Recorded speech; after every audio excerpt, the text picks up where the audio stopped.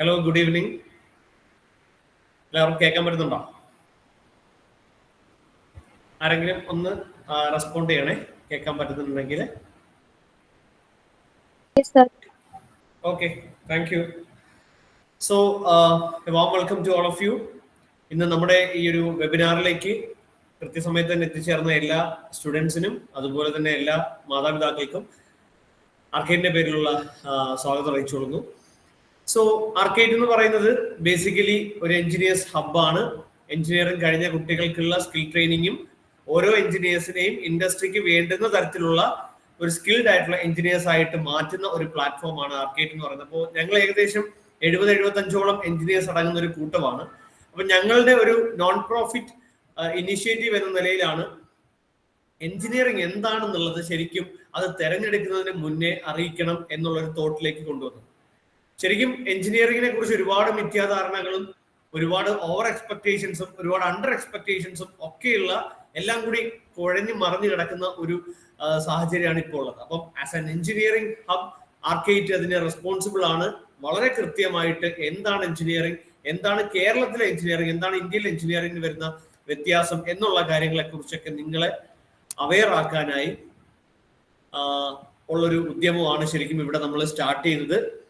Okay, so once again I welcome all of you. എൻ്റെ പേര് മുഹമ്മദ് സജിൻ എന്നാണ്.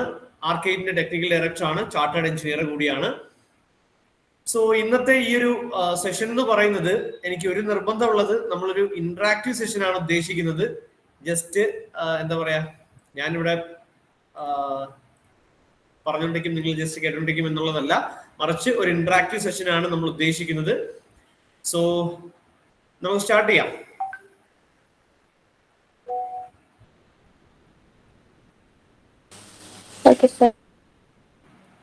സ്ക്രീൻ എല്ലാവർക്കും കാണാമെന്ന് വിശ്വസിക്കുന്നു. വിസിബിൾ അല്ലേ?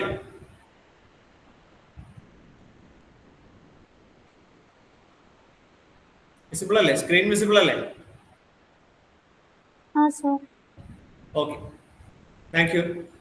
So from concept to reality, എന്താണ് എഞ്ചിനീയറിംഗ് എന്ന് പറയുന്നത്? എഞ്ചിനീയറിംഗ് എന്ന് പറയുന്ന കൺസെപ്റ്റ് എന്താണ്? ആ കൺസെപ്റ്റ് അതേപടി തന്നെയാണോ ഇന്ന് ഇൻഡസ്ട്രിയിൽ ഉള്ളത്? റിയാലിറ്റിയിൽ അങ്ങനെ തന്നെയാണോ? ഈ എഞ്ചിനീയറിംഗ് എന്ന് പറഞ്ഞ സംഭവം എന്താണ് എന്നുള്ളതാണ് നമ്മൾ ഈ ഒരു വെബിനാറിൽ ത്രൂ ഔട്ട് നമ്മൾ ഡിസ്കസ് ചെയ്യാൻ പോകുന്നത്. അതുകൂടാതെ ഒരു കോളേജ് സെലക്ട് ചെയ്യുമ്പോൾ എന്തൊക്കെ ഫാക്ടേഴ്സ് നമ്മൾ ശ്രദ്ധിക്കണം, ഒരു ബ്രാഞ്ച് സെലക്ട് ചെയ്യുമ്പോൾ എന്തൊക്കെ കാര്യങ്ങൾ ശ്രദ്ധിക്കണം എന്നതിനെയൊക്കെ കുറിച്ച് വളരെ ഇൻഡെപ്തില് ഉള്ളൊരു ഡിസ്കഷനാണ് നമ്മൾ ഉദ്ദേശിക്കുന്നത്.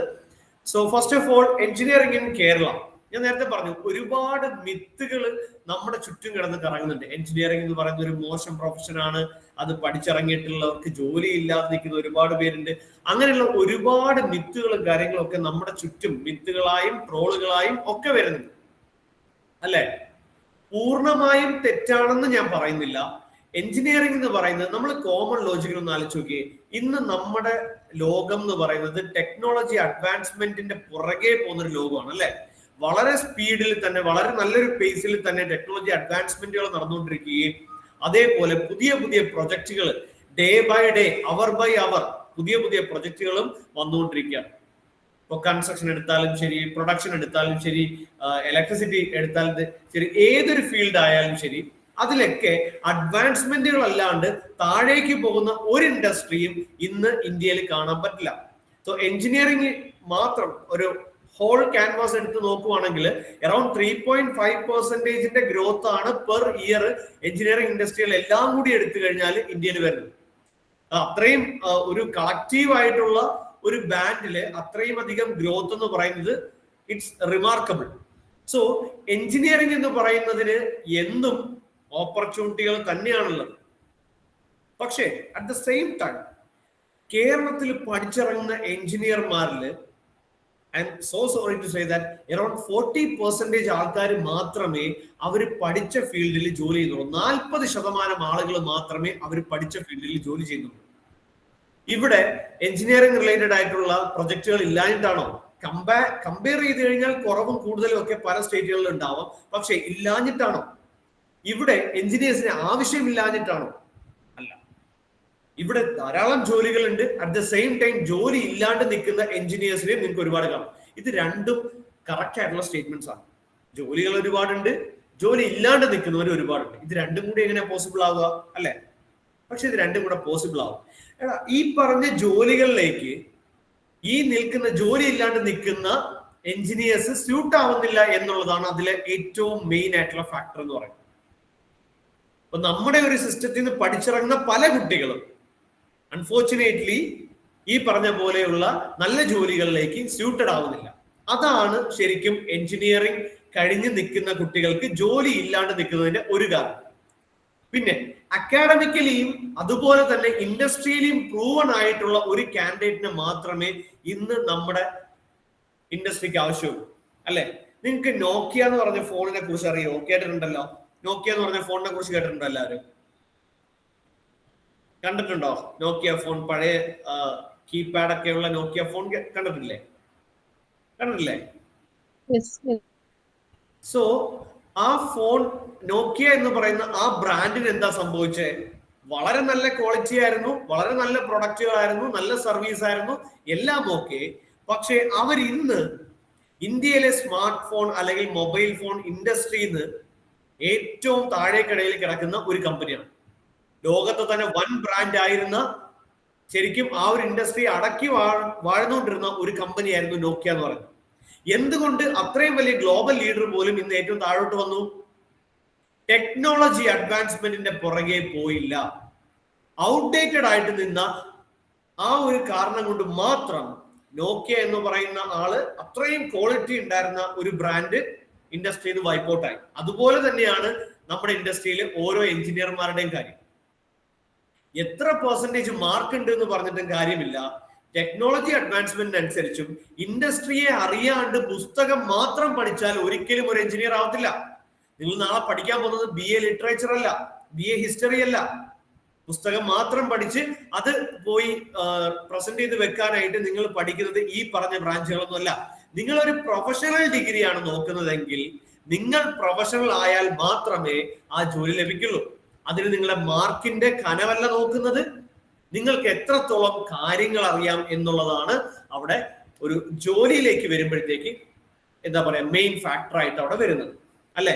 സോ കേരളത്തിൽ മെയിൻലി എഞ്ചിനീയേഴ്സിൽ കണ്ടുവരുന്ന ഒരു പോരായ്മ എന്ന് പറയുന്നത് സ്കിൽഡ് ആയിട്ടുള്ള പണി അറിയാവുന്ന എഞ്ചിനീയേഴ്സിനെ കിട്ടാനില്ല എന്നുള്ളത് തന്നെയാണ്. പണി അറിയാത്തവർ എന്തിനാണ് ഒരു കമ്പനിയിൽ അല്ലെ? ഇപ്പോ എനിക്ക് 100% മാർക്ക് ഉണ്ടെന്ന് വിചാരിച്ചോ, അത്രയില്ലായിരുന്നു, 100% മാർക്ക് ഉണ്ടെന്ന് വിചാരിച്ചോ. അപ്പൊ ഈ 100% മാർക്ക് ഉണ്ടെന്നുള്ളത് മാത്രം കൊണ്ട് പണി ഒന്നും അറിയത്തില്ല എന്നുണ്ടെങ്കിൽ എന്നെ ഏതെങ്കിലും കമ്പനിക്ക് ആവശ്യമുണ്ടോ? കോമൺ ലോജിക്കൽ ആലോചിച്ച് നോക്ക്, ആവശ്യമില്ല. അത് തന്നെയാണ് നിങ്ങൾ കാണുന്ന പല എഞ്ചിനീയറിംഗ് കഴിഞ്ഞിട്ട് ചുമ്മാ നിൽക്കുന്ന വിദ്യാർത്ഥികളുടെയും അവസ്ഥ എന്ന് പറയുന്നത്. സോ ഇവിടെ വേക്കൻസികൾ ഇല്ലാഞ്ഞിട്ടല്ല, അവർ പറയുന്നുണ്ടായിരിക്കും പല ഇന്റർവ്യൂസിനും പോയി എന്നിട്ട് എനിക്ക് ജോലി കിട്ടിയില്ല. ഈ ഇന്റർവ്യൂകൾ എന്തുകൊണ്ടാണ് നടക്കുന്നത്? ആ പറഞ്ഞ കമ്പനികളിൽ ജോബ് ഓപ്പർച്യൂണിറ്റി ഉള്ളത് കൊണ്ടല്ലേ ഇന്റർവ്യൂകൾ നടക്കുന്നത്. ആ ഇന്റർവ്യൂവിന് അവന് കിട്ടിയില്ല എന്നുള്ളതിന്റെ കാരണമാണ് ഞാൻ നേരത്തെ പറഞ്ഞ പോലെ കമ്പനിക്ക് വേണ്ടുന്ന, ഇൻഡസ്ട്രിക്ക് വേണ്ടുന്ന സ്കില്ലുകൾ അവന്റെ കയ്യിലില്ല. തിയറി എല്ലാം അറിയായിരിക്കും, പക്ഷെ പ്രാക്ടിക്കലി ഒന്നും അറിയത്തില്ലെങ്കിൽ അങ്ങനെയുള്ള ഒരാളെ ഇന്നത്തെ ഇൻഡസ്ട്രിക്ക് ആവശ്യമില്ല. അപ്പൊ ഇതാണ് ശരിക്കും കേരളത്തിൽ നടക്കുന്ന ഒരു കാര്യം. കേരളത്തിൽ ഏകദേശം 140ഓളം എഞ്ചിനീയറിംഗ് കോളേജസ് ഉണ്ട്. ഈ 140ഓളം എഞ്ചിനീയറിംഗ് കോളേജിൽ നിന്ന് ലക്ഷക്കണക്കിനായിട്ടുള്ള വിദ്യാർത്ഥികൾ പഠിച്ചിറങ്ങുന്നുണ്ട്. ഈ വിദ്യാർത്ഥികളെ അക്കോമഡേറ്റ് ചെയ്യാനുള്ള ഒരു ജോബ് മാർക്കറ്റ് ഇന്ന് ഇന്ത്യയിലുണ്ട്. ഇപ്പൊ കൺസ്ട്രക്ഷൻ രംഗത്ത് നോക്കുവാണെങ്കിലും ഇൻഫ്രാസ്ട്രക്ചർ രംഗത്ത് നോക്കുവാണെങ്കിലും ഇന്ത്യ ഗ്ലോബലി ഒരു 5th റാങ്കിങ്ങിനുള്ളിലാണ്. പല ഇൻഡസ്ട്രിയുടെ കേസിലെടുത്താലും അത് അങ്ങനെ തന്നെയാണ്. പക്ഷേ എന്നിട്ട് പോലും ഈ പഠിച്ചിറങ്ങി ഈ 140 എഞ്ചിനീയറിംഗ് കോളേജിൽ നിന്ന് പഠിച്ചിറങ്ങുന്ന വിദ്യാർത്ഥികൾക്ക് വേണ്ടത്ര കറക്റ്റ് ആയിട്ടുള്ള പ്ലേസ്മെന്റ് കിട്ടുന്നില്ല എന്നുള്ളതാണ് ഇപ്പോഴും കണ്ടുവരുന്ന ഒരു രീതി എന്ന് പറയുന്നത് അല്ലെ? സോ ഞാൻ ഒരു കാര്യം വളരെ വ്യക്തമായിട്ട് പറയാം, നമ്മൾ പല മാർക്കറ്റിങ്ങുകളിലും പെടാം. പ്ലേസ്മെന്റിന്റെ മാർക്കറ്റിങ്ങുകളിൽ പെടാം, റിസൾട്ടിന്റെ മാർക്കറ്റിങ്ങുകളിൽ പെടാം. നിങ്ങൾ ആദ്യം നോക്കേണ്ടത് വളരെ ഫോക്കസ്ഡ് ആയിട്ട് ഈ പറഞ്ഞ ഓരോ കാര്യത്തിനെയും കീറി മുറിച്ച് നിങ്ങൾ അനലൈസ് ചെയ്ത് നോക്കുക. നമ്മൾ എഞ്ചിനീയറിംഗ് പഠിച്ചാൽ നമുക്ക് നാളെ ജോലി കിട്ടേണ്ടത് നമ്മൾ പഠിച്ചത് എന്താണോ അതുമായിട്ട് ബേസ് ചെയ്തൊരു സാധനമായിരിക്കണം അല്ലെ? ഇന്നത്തെ കുട്ടികൾ ചെയ്യുന്നത് എന്താണെന്നറിയോ? ഇപ്പൊ പഠിക്കുന്ന ഒരു രീതി തന്നെ കേരളത്തിൽ ഭയങ്കര വേസ്റ്റ് ആയിട്ടാണ് ആ ഒരു സിസ്റ്റം നടന്നു വരുന്നത്. എന്താണെന്ന് വെച്ച് കഴിഞ്ഞാല് അതിലൊരു 75% കുട്ടികളുടെ തന്നെ കുഴപ്പമാണെന്ന് ഞാൻ പറയും. ബാക്കിയുള്ളത് എല്ലാവരുടെയും കൂടി കുഴപ്പമാണെന്നും പറയും. എന്താ കുഴപ്പം എന്ന് വെച്ച് കഴിഞ്ഞാല്, നമ്മൾ പണ്ടൊക്കെ 5ാം ക്ലാസ്സിലോ 6ാം ക്ലാസ്സിലോ ഒക്കെ നമ്മൾ എസ്സേകളൊക്കെ പഠിക്കുന്നത് എങ്ങനെയാ? ടീച്ചർമാര് നോട്ട് തരും, അത് അതേ കണക്ക് ബൈഹാർട്ട് ചെയ്യും, നമ്മൾ പ്രസന്റ് ചെയ്യും അല്ലെ? ഇതേമാതിരിയുള്ള ശീലം എഞ്ചിനീയറിംഗിൽ കൊണ്ടുവരുമ്പോഴാണ് ഈ ഓരോ എഞ്ചിനീയറിംഗ് കാൻഡിഡേറ്റും ഇൻഡസ്ട്രിക്ക് ആവശ്യമില്ലാത്ത ഒരു എഞ്ചിനീയർ ആയിട്ട് മാറുന്നത്. കാണാതെ പഠിച്ച് പ്രസന്റ് ചെയ്ത് വെക്കാനായിട്ടുള്ള ഒരു സംഭവമല്ല. നിങ്ങൾ എഞ്ചിനീയറിംഗിൽ 4 വർഷം പഠിക്കാൻ തീരുമാനിച്ചാൽ നിങ്ങൾ ചെയ്യേണ്ടത് അനലൈസ് ചെയ്ത് പഠിക്കുക, റിസർച്ച് ചെയ്ത് പഠിക്കുക, കണ്ടു പഠിക്കുക, അറിഞ്ഞു പഠിക്കുക. അങ്ങനെയാണെങ്കിൽ ഞാൻ ഒരു ഡൗട്ടും ഇല്ലാണ്ട് പറയാം, എഞ്ചിനീയറിംഗ് ആണ് ഏറ്റവും ഇൻട്രസ്റ്റിംഗ് ആയിട്ടുള്ള ഒരു ഫീൽഡ് ഓഫ് സ്റ്റഡി എന്ന് പറയുന്നതും അതുപോലെ തന്നെ നിങ്ങൾക്ക് ജോലി കിട്ടാൻ ഏറ്റവും എളുപ്പം എന്ന് പറയുന്നതും അങ്ങനെ പഠിച്ചു കഴിഞ്ഞാൽ എഞ്ചിനീയറിംഗ് തന്നെയാണ്. സോ എഞ്ചിനീയറിംഗ് ഒരു മോശം പ്രൊഫഷൻ ആണെന്ന് ദയവ് ഇത് വിചാരിക്കരുത്. അത് പ്രൊപ്പഗേറ്റ് ചെയ്യുന്ന ആളുകൾ ഞാൻ നേരത്തെ പറഞ്ഞ കാറ്റഗറിയിൽ പെടുന്നതാണ്. എഞ്ചിനീയറിംഗിന് യാതൊരു കുഴപ്പമില്ല. എഞ്ചിനീയറിംഗ് വളരെ ബൂമിംഗ് ആയിട്ടുള്ള, നിങ്ങൾക്ക് എപ്പോഴും സ്ഥായി ആയിട്ടുള്ള സസ്റ്റൈനബിൾ ആയിട്ടുള്ള ഒരു എംപ്ലോയ്മെന്റ് പ്രൊഡ്യൂസ് ചെയ്ത് തരാൻ പറ്റുന്ന ഒരു എഞ്ചിനീയറിംഗ് ഫീൽഡാണ് പല കാറ്റഗറിയിൽ നമ്മൾ ഇനി കാണാനായിട്ട് പോകുന്നത്. സോ അതുകൊണ്ട് എഞ്ചിനീയറിംഗിനെ കുറിച്ചുള്ള മിഥ്യാധാരണകളും നിങ്ങൾക്ക് ഇൻസ്റ്റാഗ്രാമിലും ഫേസ്ബുക്കിലും ഒക്കെ കണ്ടിട്ടുള്ള ട്രോളുകളും ഒക്കെ ഞാൻ നേരത്തെ പറഞ്ഞ ആ കാര്യത്തിന്റെ അടിസ്ഥാനത്തിൽ മാത്രമാണ്. അതൊന്നും കാര്യമായിട്ട് എടുക്കേണ്ടതില്ല. നിങ്ങൾ എഞ്ചിനീയറിംഗ് ചൂസ് ചെയ്യുവാണെങ്കിൽ ധൈര്യമായിട്ട് നിങ്ങൾ മുന്നോട്ട് പോകാം. അതിനു പറ്റിയ എല്ലാ സിറ്റുവേഷൻസും ഇന്ന് നമ്മുടെ നാട്ടിലുണ്ട്. നിങ്ങൾക്ക് വേണ്ടുന്ന എല്ലാ പ്രൊഫഷണൽ അഡ്വാൻസ്മെന്റിന് വേണ്ടിയിട്ടുള്ള എല്ലാ പ്ലാറ്റ്ഫോംസും ഇന്ന് നമ്മുടെ നാട്ടിലുണ്ട്. പക്ഷേ യൂട്ടിലൈസ് ചെയ്യണം. മാർക്കിന് വേണ്ടി മാത്രം പഠിച്ചു പോയാൽ എഞ്ചിനീയറിംഗ് നിങ്ങൾക്ക് ഭയങ്കര പാടായിരിക്കും. അതിലുപരി കൂടുതൽ കാര്യങ്ങൾ അറിഞ്ഞു പഠിക്കാൻ നോക്കിക്കഴിഞ്ഞാൽ ഇതുപോലെ ഇൻട്രസ്റ്റിംഗ് ആയിട്ടുള്ള, ഇതുപോലെ ഈസി ആയിട്ടുള്ള ഒരു പ്രൊഫഷണൽ ഡിഗ്രി മറ്റുണ്ടാവില്ല. സോ ഞാൻ എന്റെ ആദ്യത്തെ ഒരു ഫേസിൽ നിന്ന് ഞാൻ പറഞ്ഞു വെക്കുന്നത് ഇതാണ്, എഞ്ചിനീയറിംഗ് എന്ന് പറയുന്നത് it's one of the greatest sector in the world actually. So ഈ പറഞ്ഞ ഒരു ഫീൽഡ് ഓഫ് സ്റ്റഡീനെ ഒരു കാരണവശാലും നമുക്ക് ഡീപ്രമോട്ട് ചെയ്യാനോ ഡീമോട്ടിവേറ്റ് ചെയ്യാനോ പറ്റില്ല. ഒരുപാട് നല്ല നല്ല എഞ്ചിനീയേഴ്സ് ജനിച്ചിട്ടുള്ള, வாழ்ന്നിട്ടുള്ള, ജീവിച്ചുകൊണ്ടിരിക്കുന്ന ഒരു രാജ്യം കൂടിയാണ് നമ്മുടേത്. സോ ഒരുപാട് നല്ല എഞ്ചിനീയേഴ്സിനെ വാർത്തെടുത്തിട്ടുള്ള ഒരു രാജ്യം കൂടിയാണ്. സോ അത്തരത്തിലൊരു എഞ്ചിനീയർ ആയിട്ട് മാറണമെങ്കിൽ ഇപ്പൊ സുന്ദർ പിച്ചെ ഗൂഗിളിന്റെ സിഇഒ ആയി. പുള്ളിക്കാരൻ ഒരു എഞ്ചിനീയർ അല്ലേ? ഇന്ത്യയിൽ തന്നെയുള്ള ഒരു എഞ്ചിനീയർ അല്ലേ? പല IITകളിൽ നിന്നും, പല NITകളിൽ നിന്നും, പല IIITകളിൽ നിന്നും ഒക്കെ ഒരുപാട് എഞ്ചിനീയർമാരെ, നല്ല നല്ല എഞ്ചിനീയർമാരെ ലോകത്തെ തന്നെ വലിയ വലിയ കമ്പനികൾക്ക് കോൺട്രിബ്യൂട്ട് ചെയ്ത ഒരു കൺട്രിയാണ് നമ്മൾ. സോ അത്തരം എഞ്ചിനീയേഴ്സിന്റെ ബയോഗ്രഫി നോക്കിക്കഴിഞ്ഞാൽ അറിയാൻ പറ്റും, അവിടെ സിസ്റ്റത്തിന് എല്ലാ ജോലിയും മാറ്റി കൊടുത്തുകൊണ്ട് നമ്മൾ സിറ്റ് ബാക്ക് ആൻഡ് റിലാക്സ് എന്ന് പറഞ്ഞിരുന്ന ആളുകളല്ല ഇവരാരും. സ്വന്തമായിട്ട് പാഷനേറ്റ് ആയിട്ടുള്ള അവരുടെ ഏരിയ ഓഫ് സ്റ്റഡിയിൽ കൂടുതൽ കാര്യങ്ങൾ ആഴത്തിൽ അന്വേഷിച്ചു പോയി പഠിച്ചവരാണ് ഇവരെല്ലാവരും. വലിയ മഹാനാവാൻ വേണ്ടി നിങ്ങൾ ലൈറ്റ് ഉണ്ടെങ്കിലും മറ്റേ മെഴുകുതിരിയുടെ വെളിച്ചത്തിൽ പഠിക്കേണ്ട ആവശ്യമൊന്നുമില്ല. നിങ്ങൾ ഏതാണോ നിങ്ങളുടെ പാഷനായിട്ട് ചൂസ് ചെയ്തത് അതിനെ ഫോളോ ചെയ്ത് നല്ല പോലെ പോവുക. ഇന്ന് അങ്ങനെ ഫോളോ ചെയ്ത് പോകാനായിട്ട് നിങ്ങൾക്ക് എന്തൊക്കെ ഓപ്പർച്യൂണിറ്റികളാണ് നിങ്ങളുടെ വിരൽ തുമ്പിലുള്ളത് അല്ലെ? ഒരു കാര്യത്തിനെ കുറിച്ച് നല്ല പോലെ അറിയണമെങ്കിൽ നിങ്ങൾക്ക് എന്തോരം ഓപ്പർച്യൂണിറ്റീസ് ഉണ്ട് അല്ലെ? സോ ആ ഓപ്പർച്യൂണിറ്റീസിനെ, ആ ടെക്നോളജീസിനെ ഇങ്ങോട്ടും എടുത്ത് വെക്കുന്നവൻ, തലയിലേക്കും മനസ്സിലേക്കും എടുത്ത് വെക്കുന്നവൻ വിജയിച്ചു പോകും എന്നുള്ളത് മാത്രമേ ഉള്ളൂ. അങ്ങനെയുള്ളവർ ഏത് ഫീൽഡിൽ പോയാലും വിജയിക്കും. അങ്ങനെ അല്ലാത്തവർ ഏത് ഫീൽഡിൽ പോയാലും അവർക്ക് ഒരുപാട് സ്ട്രഗിൾ ചെയ്യേണ്ടതായിട്ട് വരും. സോ ബേസിക്കലി ഇന്ന് നിങ്ങൾ കാണുന്ന ട്രോളുകളും കളിയാക്കലുകളും ഒക്കെ എഞ്ചിനീയറിംഗിനെ അല്ല ശരിക്കും, അത് ഞാൻ നേരത്തെ പറഞ്ഞ സിറ്റ് ബാക്ക് ആൻഡ് റിലാക്സ് എന്ന രീതിയിൽ ഇരുന്ന എഞ്ചിനീയേഴ്സിനുള്ളതാണ് എന്ന് മാത്രം നിങ്ങൾ വിചാരിച്ചാൽ മതി. So we can move to the next slide.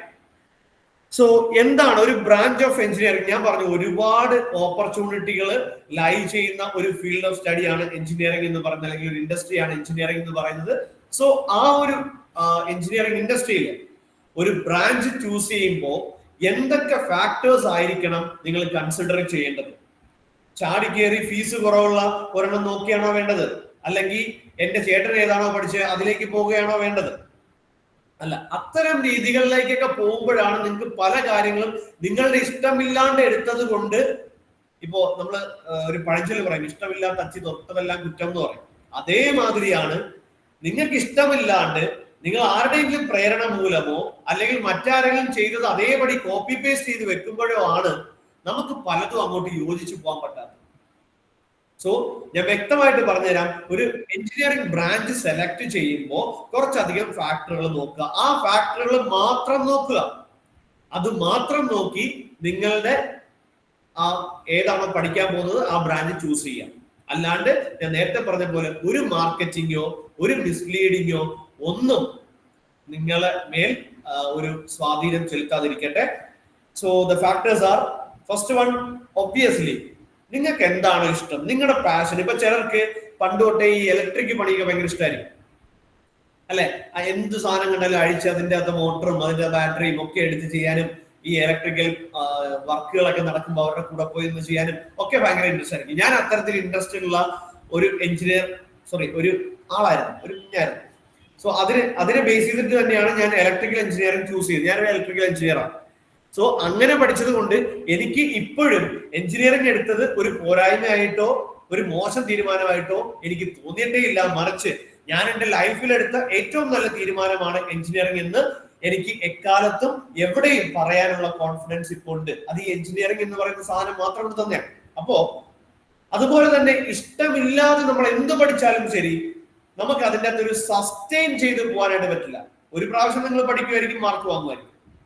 പക്ഷേ ഇൻട്രസ്റ്റ് ഇല്ലാതെ എത്ര നോക്കിയാലും നമുക്ക് 4 വർഷത്തേക്ക് ആ ഒരു ഇൻട്രസ്റ്റ് ഇല്ലായ്മ അങ്ങനെ കൊണ്ടുപോയി ഒരു മാർക്ക് വാങ്ങിക്കാനും ഒക്കെ വലിയ പാടായിരിക്കും. സോ നിങ്ങൾക്ക് ഇൻട്രസ്റ്റ് ഉള്ള, നിങ്ങൾ എഞ്ചിനീയറിംഗ് ചൂസ് ചെയ്യുന്നുണ്ടെങ്കിൽ അതിൽ നിങ്ങൾക്ക് ഇൻട്രസ്റ്റ് ഉള്ള, പേഴ്സണലി ഇൻട്രസ്റ്റ് ഉള്ള, പാഷനേറ്റ് ആയിട്ടുള്ള ബ്രാഞ്ച് ഏതാണെന്ന് നിങ്ങൾ ആദ്യം നോക്കുക. ഇൻട്രസ്റ്റ് മാത്രം നോക്കരുത്, പക്ഷെ അങ്ങനെ ഇൻട്രസ്റ്റ് ഉള്ള ബ്രാഞ്ചിന് നല്ല ഗ്രോത്ത് ഉള്ള ഇൻഡസ്ട്രി ആണോ എന്നുള്ളത് നിങ്ങൾ നോക്കുക. എപ്പോഴുള്ള ഗ്രോത്താണ് നിങ്ങൾ നോക്കണ്ടേ? പലർക്കും പറ്റുന്ന ഒരു കുഴപ്പമാണ്. ഫോർ എക്സാമ്പിൾ, ഇപ്പോൾ ഏറ്റവും കഴിഞ്ഞ 2-3 വർഷമായിട്ട് ഏറ്റവും കൂടുതൽ അഡ്മിഷൻസും കൂടുതൽ കുട്ടികൾ വരുന്നത് computer science, artificial intelligence, cyber security, information technology തുടങ്ങിയ ബ്രാഞ്ച് ഓഫ് സ്റ്റഡികളിലാണ് അല്ലെ. സോ നിങ്ങൾക്ക് ഇപ്പൊ അഡ്മിഷന് വേണ്ടിയൊക്കെ നോക്കിയപ്പോഴും അറിയായിരിക്കും, മിക്കയിടത്തും കമ്പ്യൂട്ടർ സയൻസ് എന്ന് പറയുന്ന ബ്രാഞ്ച് ഫില്ലായിക്കൊണ്ടേയിരിക്കുകയാണ്. അതെന്തുകൊണ്ടാണ് ഫില്ലാവുന്നതെന്ന് അറിയോ? മിക്കവരും നോക്കുന്നത് ഇപ്പോ കൂടുതൽ വേക്കൻസി ഉള്ള ഫീൽഡുകളാണ്. നിങ്ങൾ നാളെ ജോലിക്ക് കയറാൻ പോവാണോ? നാളെയാണോ ജോലിക്ക് കയറാൻ പോകുന്നത്? അല്ല. 2028 നിങ്ങൾ പഠിച്ചിറങ്ങുമ്പോ ഏത് ഫീൽഡിനാണ് കൂടുതൽ ഓപ്പർച്യൂണിറ്റീസ് ഫോർകാസ്റ്റ് ചെയ്യപ്പെടുന്നത്, ആ ഒരു ഫീൽഡ് വേണം നിങ്ങൾ ഇപ്പൊ പഠിക്കാൻ. നിങ്ങൾ 2024 വേണ്ടിയിട്ടല്ല പഠിക്കുന്നത്, 25 വേണ്ടിയിട്ടല്ല പഠിക്കുന്നത്, 26 വേണ്ടിയിട്ടല്ല. നിങ്ങൾ പഠിക്കുന്നത് ശരിക്കും 2028 നിങ്ങൾ പഠിച്ചിറങ്ങുന്ന ആ വർഷത്തേക്ക് വേണ്ടിയിട്ടാണ് നിങ്ങൾ ശരിക്കും പഠിക്കേണ്ടത്. അതിനു വേണ്ടിയിട്ടാണ് നിങ്ങൾ ഗ്രാജുവലി പഠിച്ചു പോകുന്നത്. 2028 അതിനുശേഷമുള്ള വർഷങ്ങളിലേക്ക് വേണ്ടിയിട്ടാണ് നിങ്ങൾ പഠിക്കുന്നത്.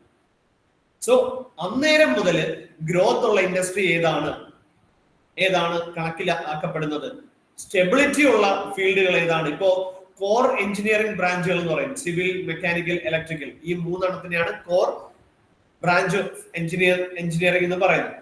ഈ കോർ ബ്രാഞ്ചുകളുടെ ഗുണം എന്താന്ന് വെച്ച് കഴിഞ്ഞാല് അതിന്റെ ഓപ്പർച്യൂണിറ്റീസ് ഒരിക്കലും ഭയങ്കര കൂടി പോകില്ല, അങ്ങനെ താഴോട്ടും നല്ലപോലെ പോകില്ല. ഒരു സ്റ്റേബിൾ ആയിട്ടുള്ള കണ്ടീഷനിൽ പോകുന്നതാണ് കോർ എഞ്ചിനീയറിംഗ് ഫീൽഡുകൾ എന്ന് പറയുന്നത്, mechanical, civil and electrical. So ഇതല്ലാണ്ട് കോർ അല്ലാത്ത ബ്രാഞ്ചുകൾ ഒരുപാടുണ്ട്. ഇപ്പൊ കമ്പ്യൂട്ടർ സയൻസ് ഉണ്ട്, ഇലക്ട്രോണിക്സ് ആൻഡ് കമ്മ്യൂണിക്കേഷൻ ഉണ്ട്, അതുപോലെയുള്ള ഒരുപാട് ബ്രാഞ്ചുകളുണ്ട്. ഇതിന്റെയൊക്കെ ഓപ്പർച്യൂണിറ്റികൾ കയറിപ്പോകാം, ഇറങ്ങിപ്പോകാം. അപ്പൊ നിങ്ങൾ നോക്കേണ്ടത് നിങ്ങൾ പഠിച്ചിറങ്ങുന്ന സമയത്തും അതിനുശേഷമുള്ള വർഷങ്ങളിലും ആ ഗ്രോത്ത്, ആ സ്റ്റെബിലിറ്റി ഈ പറഞ്ഞ നിങ്ങളുടെ പാഷനേറ്റ് ആയിട്ടുള്ള ബ്രാഞ്ച് ഓഫ് സ്റ്റഡിക്ക് ഉണ്ടോ എന്നുള്ളത് നോക്കുക. അതിനനുസരിച്ചിട്ട് കൂടി നിങ്ങളുടെ ബ്രാഞ്ച് ഫൈനലൈസ് ചെയ്യാം. ഇനി അതിനോടൊപ്പം തന്നെ ചേർത്ത് വായിക്കുന്നതാണ് ബാക്കി സംഭവങ്ങളൊക്കെ. ജോബ് ഓപ്പർച്യൂണിറ്റീസ് ഞാൻ നേരത്തെ പറഞ്ഞു, നിങ്ങൾ ഇൻഡസ്ട്രി ഗ്രോ ആകുമ്പോഴത്തേക്ക് സ്വാഭാവികമായിട്ടും ജോബ് ഓപ്പർച്യൂണിറ്റീസിന്റെ എണ്ണത്തിലും വലിയ വർധനവുണ്ടാവും. ആ ജോബ് ഓപ്പർച്യൂണിറ്റീസ് നമുക്ക് ക്രാക്ക് ചെയ്യാൻ പറ്റുന്ന തരത്തിലുള്ള ജോബ് ഓപ്പർച്യൂണിറ്റീസ് ആണോ ആ സമയത്ത് വരാൻ പോകുന്നത് എന്നതും കൂടി നോക്കിയിട്ട് മാത്രം ബ്രാഞ്ച് സെലക്ട് ചെയ്യാം.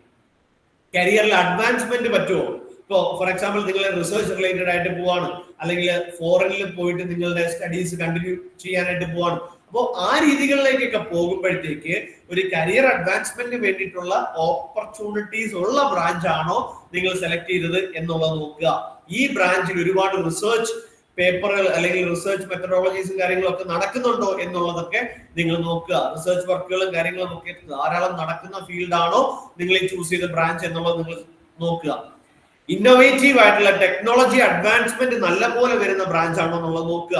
ഒബ്വിയസ്ലി ഞാൻ നേരത്തെ പറഞ്ഞ പോലെ തന്നെ നല്ല പേസിൽ തന്നെ ടെക്നോളജി അഡ്വാൻസ്മെന്റ് നടന്നുകൊണ്ടിരിക്കുകയാണ്. അപ്പൊ ടെക്നോളജിക്കലി താഴേക്ക് പോകുന്ന ഒരു ബ്രാഞ്ചിൽ നിങ്ങൾ പിന്നെയും മുങ്ങുന്ന കപ്പലിലേക്ക് കയറേണ്ട ആവശ്യമില്ല, അല്ലെ?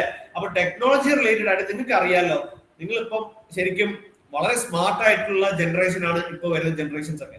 നിങ്ങൾക്കറിയാം, ഇപ്പോ 2 വർഷം കഴിഞ്ഞിട്ട് വരുന്ന അപ്ഡേഷൻസ് ഓരോ കാര്യത്തിലും, ഫോണിലായിക്കോട്ടെ, കാറിലായിക്കോട്ടെ, കമ്പ്യൂട്ടേഴ്സിലായിക്കോട്ടെ, ഇതിലൊക്കെ വരുന്ന അഡ്വാൻസ്മെന്റുകളും ഒക്കെ, ഈവൻ സ്പേസിൽ വരുന്ന അഡ്വാൻസ്മെന്റുകളും അങ്ങനെയുള്ള കാര്യങ്ങളൊക്കെ നിങ്ങൾക്ക് അറിയാവുന്നതാണ്. അപ്പോൾ നിങ്ങൾ ചെയ്യേണ്ടത് ഈ പറഞ്ഞ ടെക്നോളജി അഡ്വാൻസ്മെന്റുകൾ കൂടുതലായിട്ട് വരാൻ സാധ്യതയുള്ളതും ആ ടെക്നോളജി അഡ്വാൻസ്മെന്റിന്റെ മേൽ ഒരുപാട് റിസർച്ചുകൾ വരാൻ സാധ്യതയുള്ളതും ഈ ടെക്നോളജി അഡ്വാൻസ്മെന്റ് കാരണം ഇൻഡസ്ട്രിക്ക് ഗ്രോത്ത് ഉണ്ടാവുകയും അതുമൂലം ജോബ് ഓപ്പർച്യൂണിറ്റീസ് ഉണ്ടാക്കി തരാനും പറ്റുന്ന ഒരു ബ്രാഞ്ച് ആണോ നിങ്ങൾ ചൂസ് ചെയ്ത, അല്ലെങ്കിൽ നിങ്ങളുടെ ഇൻട്രസ്റ്റ് ഉള്ള ബ്രാഞ്ച് എന്നുള്ളത് നിങ്ങൾ ശ്രദ്ധിക്കുക. അടുത്തത് ഒരു ലൊക്കേഷൻ എന്ന് പറഞ്ഞൊരു പോയിന്റ് ഇട്ടിട്ടുണ്ട്. അതെന്താണെന്നറിയോ? ഞാൻ കണ്ടിട്ടുണ്ട്, ഇപ്പോ ബാംഗ്ലൂർ, ഒറീസ, അതുപോലെ ചെന്നൈ, ഡൽഹി, മുംബൈ അതുപോലെയുള്ള പല സ്ഥലങ്ങളിലുമൊക്കെ കൂടുതൽ ഹബ്ബായിട്ട് വരുന്ന ചില ഇൻഡസ്ട്രികളുണ്ട്. ഇപ്പൊ ഫോർ എക്സാമ്പിൾ IT ഇൻഡസ്ട്രി, അതുപോലെ ഹബ്ബായിട്ട് വരുന്ന ഒരുപാട് ഇൻഡസ്ട്രികളുണ്ട്. ഇതൊക്കെ ആ ഒരു ഇൻഡസ്ട്രിയെ കുറിച്ച് നിങ്ങൾ പഠിക്കുന്നു, പക്ഷെ ജന്മം ചെയ്താൽ നിങ്ങളെ കേരളത്തിന് പുറത്തു വിടത്തില്ല എന്നാണ് പറയുന്നത് ജോലിക്ക് വേണ്ടിയിട്ട്. അങ്ങനെയാണെങ്കിൽ ഈ പറഞ്ഞ നഗരങ്ങളിലാണ് ഈ ബ്രാഞ്ചിന്റെ കൂടുതൽ ജോലികൾ ഉള്ളതെങ്കിൽ നിങ്ങൾ കേരളത്തിന് വെളിയിൽ പോകത്തില്ല എന്നുണ്ടെങ്കിൽ പിന്നെ നിങ്ങൾ എന്തിനാ അത് പഠിച്ചേ? അപ്പോ നിങ്ങൾ നാളെ 4 വർഷം കഴിഞ്ഞിട്ട് ജോലി ചെയ്യാൻ ലൊക്കേഷൻ നിങ്ങൾക്കൊരു ബാരിയർ അല്ല എന്നുണ്ടെങ്കിൽ നിങ്ങളൊരു വലിയ ക്യാൻവാസിൽ തന്നെ നിങ്ങളുടെ ആ ബ്രാഞ്ച് ഏത് വേണം എന്നുള്ള സെലക്ഷൻ പ്രോസസ്സ് നിങ്ങൾ കണ്ടിന്യൂ ചെയ്യാം. അതല്ല എന്നുണ്ടെങ്കിൽ ഒരു കാരണവശാലും ലൊക്കേഷൻ ഇന്നത് വിട്ടു പോകാൻ പറ്റത്തില്ല എന്നുള്ളൊരവസ്ഥയാണെങ്കിൽ എവിടെയാണോ നിങ്ങൾക്ക് നിൽക്കാൻ പറ്റുന്നത് ആ ലൊക്കേഷനില്, ആ ഒരു റീജിയനില് ഈ പറഞ്ഞ ഏത് ഫീൽഡിനാണ് കൂടുതൽ ഓപ്പർച്യൂണിറ്റീസും അഡ്വാൻസ്മെന്റുകളും ഗ്രോത്തും സ്റ്റെബിലിറ്റി ഒക്കെ ഉള്ളതെന്ന് നോക്കുക, അത് ചൂസ് ചെയ്യും. ഓക്കെ, പല കുട്ടികളും കണ്ടുവരുന്നുണ്ട് ഇങ്ങനത്തെ ഒരു ഇഷ്യൂസ്, പലയിടത്തും കണ്ടുവരുന്നുണ്ട്. അതുപോലെ തന്നെ ഇപ്പം പഠിച്ചു ഇറങ്ങിയ ഉടനെ ചിലപ്പോ വിദേശത്തേക്ക് പോകുന്ന കുട്ടികൾ ഉണ്ടാവും. ഇപ്പൊ പേരൻസ് ഒക്കെ വിദേശത്താണെങ്കിൽ, ഗൾഫിലൊക്കെ ആണെങ്കിൽ അങ്ങോട്ടേക്കൊക്കെ പോകാൻ താല്പര്യമുള്ള കുട്ടികൾ ഉണ്ടാവും. അപ്പൊ നിങ്ങൾ നോക്കേണ്ടത് ഇന്ത്യയിലെ opportunity, career advancement, industry growth അല്ല, മറിച്ച് നിങ്ങൾ നാളെ എവിടെയാണോ പോകാൻ പോകുന്നത് ആ രാജ്യത്തെ, ആ റീജിയനിലെ ഈ പറഞ്ഞ ഗ്രോത്തുകളും കരിയർ അഡ്വാൻസ്മെന്റുകളും ഓപ്പർച്യൂണിറ്റീസും വേണം നിങ്ങൾ അവിടെ നോക്കാനായിട്ട്. Next one, sustainability and ethical consideration. നമുക്ക് നാളെ ഒരു നല്ലൊരു ജോലി കിട്ടി, ആ ജോലി സസ്റ്റൈനബിൾ എന്ന് വെച്ചാൽ സുസ്ഥിരമായിട്ടുള്ള, സ്ഥിരമായിട്ടുള്ള ഒരു ജോലി നമുക്ക് തരാനും, മികച്ച നല്ലൊരു ജോലി. ഇപ്പൊ നിങ്ങൾക്ക് ഒരു ഹാക്കറായിട്ട്, ഒരു എന്താ പറയാ, വൈറ്റ് ഹാക്കർ ആയിട്ടല്ല, അല്ലാണ്ടുള്ള ഒരു മോശം ജോലിക്ക് വേണ്ടിയിട്ട് നിങ്ങൾ ഒരിക്കലും ഒരു ബ്രാഞ്ച് സെലക്ട് ചെയ്യാൻ പാടില്ല. സസ്റ്റൈനബിൾ ആയിട്ടുള്ള, എത്തിക്കൽ ആയിട്ടുള്ള ജോബിന് വേണ്ടി മാത്രം നിങ്ങൾ ഒരു ബ്രാഞ്ച് ഓഫ് സ്റ്റഡി ചൂസ് ചെയ്യാം. പ്രൊഫഷണൽ ഡെവലപ്മെന്റും ട്രെയിനിങ്ങും നിങ്ങൾക്ക് കിട്ടാൻ സാധ്യതയുണ്ടോ ഈ ബ്രാഞ്ചിൽ എന്നുള്ളതിനെ കുറിച്ച് നല്ലപോലെ നോക്കുക. എന്നാൽ മാത്രമേ, ശരിക്കും 4 വർഷത്തെ ബിടെക് എന്ന് പറയുന്നത് ഒരു ഫൗണ്ടേഷൻ കോഴ്സ് ആയിട്ടാണ് ഞാൻ പറയുന്നത്. ഈ 4 വർഷത്തെ ബിടെക്കിന് ശേഷം നിങ്ങൾ പഠിക്കുന്നതും കാണുന്നതും ഒക്കെയാണ് ശരിക്കും എഞ്ചിനീയറിംഗ് എന്ന് പറയുന്നത്. അപ്പൊ അതിന് വേണ്ടിയിട്ടുള്ള, അന്ന് നിങ്ങൾ കാണുന്നതിന് വേണ്ടിയിട്ടുള്ള ഫൗണ്ടേഷൻ ലേ ചെയ്ത് തരുവാണ് എഞ്ചിനീയറിംഗ്. അല്ലാണ്ട് 4 വർഷം പഠിച്ചു എന്ന് കരുതി മാത്രം ഒരാൾക്കും ഒരു സസ്റ്റൈനബിൾ ആയിട്ടുള്ള ഒരു ജോലി, അല്ലെങ്കിൽ ഇഷ്ടപ്പെട്ട, നിങ്ങൾ പഠിച്ചതിനെ ബേസ് ചെയ്ത് തന്നെയുള്ള ഒരു ജോലി ലഭിക്കുക വലിയ പ്രയാസമായിരിക്കും. Okay, so the next one is impact and contribution. ഇപ്പം ഫോർ എക്സാമ്പിൾ ഇപ്പൊ പറയുകയാണെങ്കിൽ ആർട്ടിഫിഷ്യൽ ഇന്റലിജൻസിന് ഇപ്പൊ 2024, 25, 26 ഈ 3 വർഷങ്ങളിലും ഹൈ ഇമ്പാക്ട് ആണ് ഇൻഡസ്ട്രിയിൽ ഉണ്ടാക്കാൻ പോകുന്നത്. സോ 2021, 22, 23 ഒക്കെ ജോയിൻ ചെയ്തവര് ഇത് നോക്കണമായിരുന്നു. ഇത് നോക്കിയിട്ട് വേണമായിരുന്നു അവർ ആ സമയത്ത് കയറാനായിട്ട്. മനസ്സിലായില്ലേ? അപ്പോ ഓരോ ഇൻഡസ്ട്രിക്കും ഓരോ സബ് സെക്ടേഴ്സിനും നമ്മുടെ ഇൻഡസ്ട്രിയിലുള്ള ഇമ്പാക്ട് എന്താണ്, കോൺട്രിബ്യൂഷൻ എന്താണ് എന്നുള്ളതും കൂടി നോക്കിയിട്ട് വേണം ഒരു ബ്രാഞ്ച് സെലക്ട് ചെയ്യാൻ. ഇനി ഇൻഡസ്ട്രി കണക്ഷൻസ് ഒരുപാട് ഉണ്ടാക്കിയെടുക്കാൻ പറ്റുന്ന ഒരു ബ്രാഞ്ചാണോ നിങ്ങൾ ചൂസ് ചെയ്തിരിക്കുന്നത് എന്നുള്ളത് നോക്കുക. നല്ലപോലെ നെറ്റ്വർക്കിംഗ് ഉണ്ടാക്കാൻ പറ്റിയെടുക്കുന്ന ഒരു ബ്രാഞ്ച് ആണോ എന്നുള്ളത് ശ്രദ്ധിച്ചോളുക. ഒരുപാട് നെറ്റ്വർക്കിംഗ് ഓപ്പർച്യൂണിറ്റീസ് നിങ്ങൾക്ക് കിട്ടുമോ, അല്ലെങ്കിൽ ഏതെങ്കിലും കണക്ഷൻ വഴി നിങ്ങൾക്ക് ഒരു നല്ല പ്രൊഫഷണൽ നെറ്റ്വർക്കിലേക്ക് ഇന്നാവാനുള്ള ഒരു അവസരമുള്ള ബ്രാഞ്ച് ആണോ എന്നുള്ളതും നോക്കുക.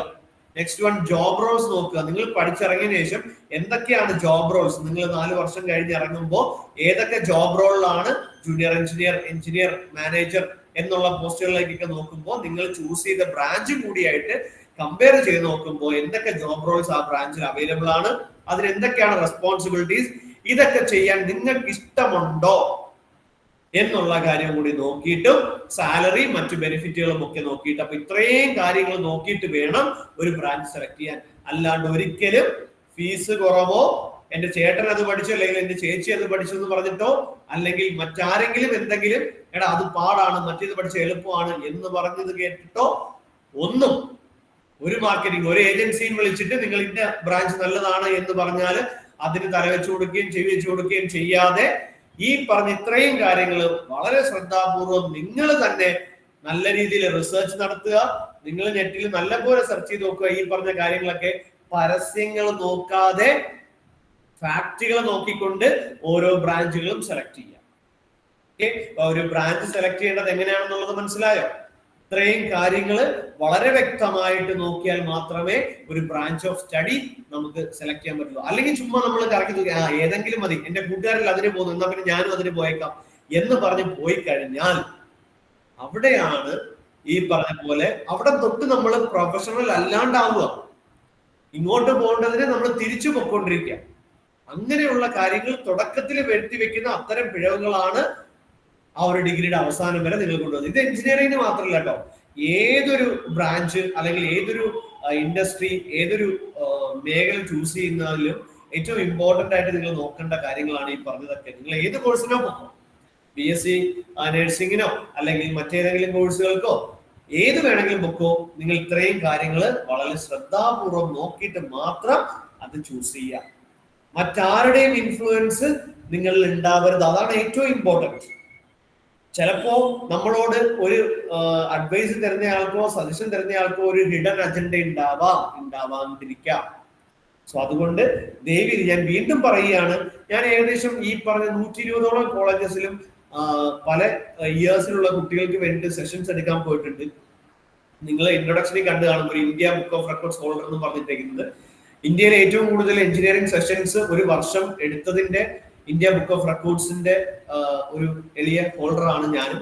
സോ ആ ഒരു എക്സ്പീരിയൻസിൽ നിന്ന് ഞാൻ പറയാം, ഇന്ന് നമ്മൾ പല എഞ്ചിനീയറിംഗ് സ്റ്റുഡൻസിനോടും ഡയറക്ട്ലി സംസാരിക്കുമ്പോൾ അവരുടെ നിന്ന് കിട്ടുന്ന ഫീഡ്ബാക്ക് വെച്ചിട്ട് നമ്മളൊന്ന് അനലൈസ് ചെയ്ത് നോക്കുമ്പോൾ അവരുടെ ഏറ്റവും വലിയ പിഴവ് തുടങ്ങിയത് ഈ സമയത്താണ്. ഈ പറഞ്ഞ രീതിയിൽ ബ്രാഞ്ചുകൾ ചൂസ് ചെയ്യാത്തതും കോളേജുകൾ ചൂസ് ചെയ്യാത്തതും ഒക്കെ കൊണ്ടാണ് അവർ സ്ട്രഗിൾ ചെയ്യുന്നെങ്കിൽ അതിനുള്ള കാരണം എന്ന് പറയും.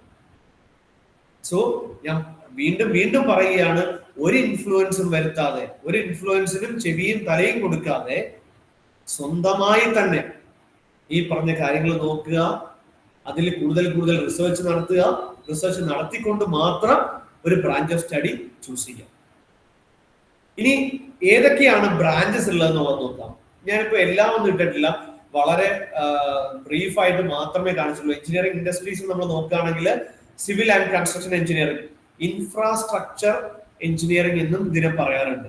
ഇൻഫ്രാസ്ട്രക്ചർ എന്ന് പറയുന്നത് കൺസ്ട്രക്ഷൻ റിലേറ്റഡ് ആയിട്ട് നോക്കുകയാണെങ്കിൽ ഇന്ത്യ ലോകത്ത് 3ാമത്തെ സ്ഥാനമാണ് 2025ഓട് കൂടി ഉണ്ടാവാൻ പോകുന്നത്. സോ ഒരു രാജ്യം ഒരു ഇൻഡസ്ട്രിയുടെ ബേസിസിൽ ലോകത്ത് 3ാം സ്ഥാനം എന്ന് പറഞ്ഞാൽ അതിന്റെ അർത്ഥം ലോകത്ത് എല്ലാ രാജ്യങ്ങളുടെയും കണക്കുകൾ എടുത്ത് നോക്കുമ്പോൾ 3ാം സ്ഥാനത്താണ് വോളിയം വൈസ് ഈ ഒരു എഞ്ചിനീയറിംഗ് ഇൻഡസ്ട്രിക്ക് ഉള്ളത്. അതായത് കൂടുതൽ വർക്കുകൾ നടക്കുന്നതും കൂടുതൽ രൂപയുടെ വോളിയം വരുത്തുന്നതുമായിട്ടുള്ള റാങ്കിങ് ആണ് ആ 1, 2, 3 എന്ന് പറഞ്ഞിട്ടേ.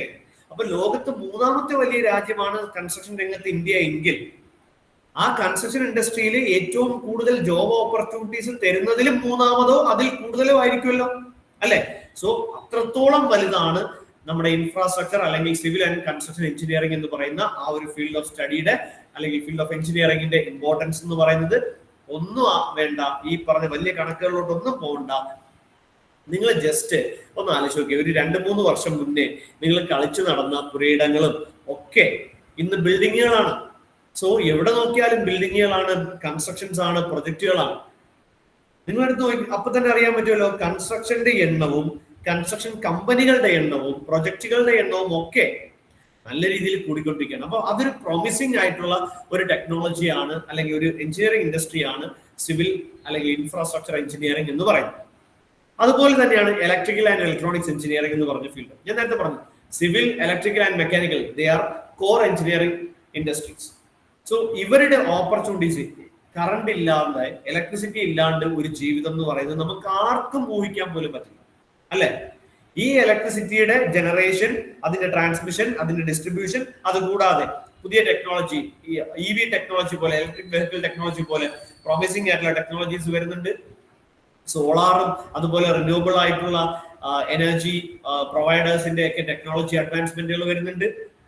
കൺസ്ട്രക്ഷൻ മേഖല വളരുന്നതിനോടൊപ്പം തന്നെ വളരുന്നതാണ് ഇലക്ട്രിക്കൽ ഇൻഡസ്ട്രി എന്ന് പറയുന്നത്. അതിന്റെ മെഷീൻ മാനുഫാക്ചറിങ് ആയാലും ഏത് കാറ്റഗറി ആയാലും.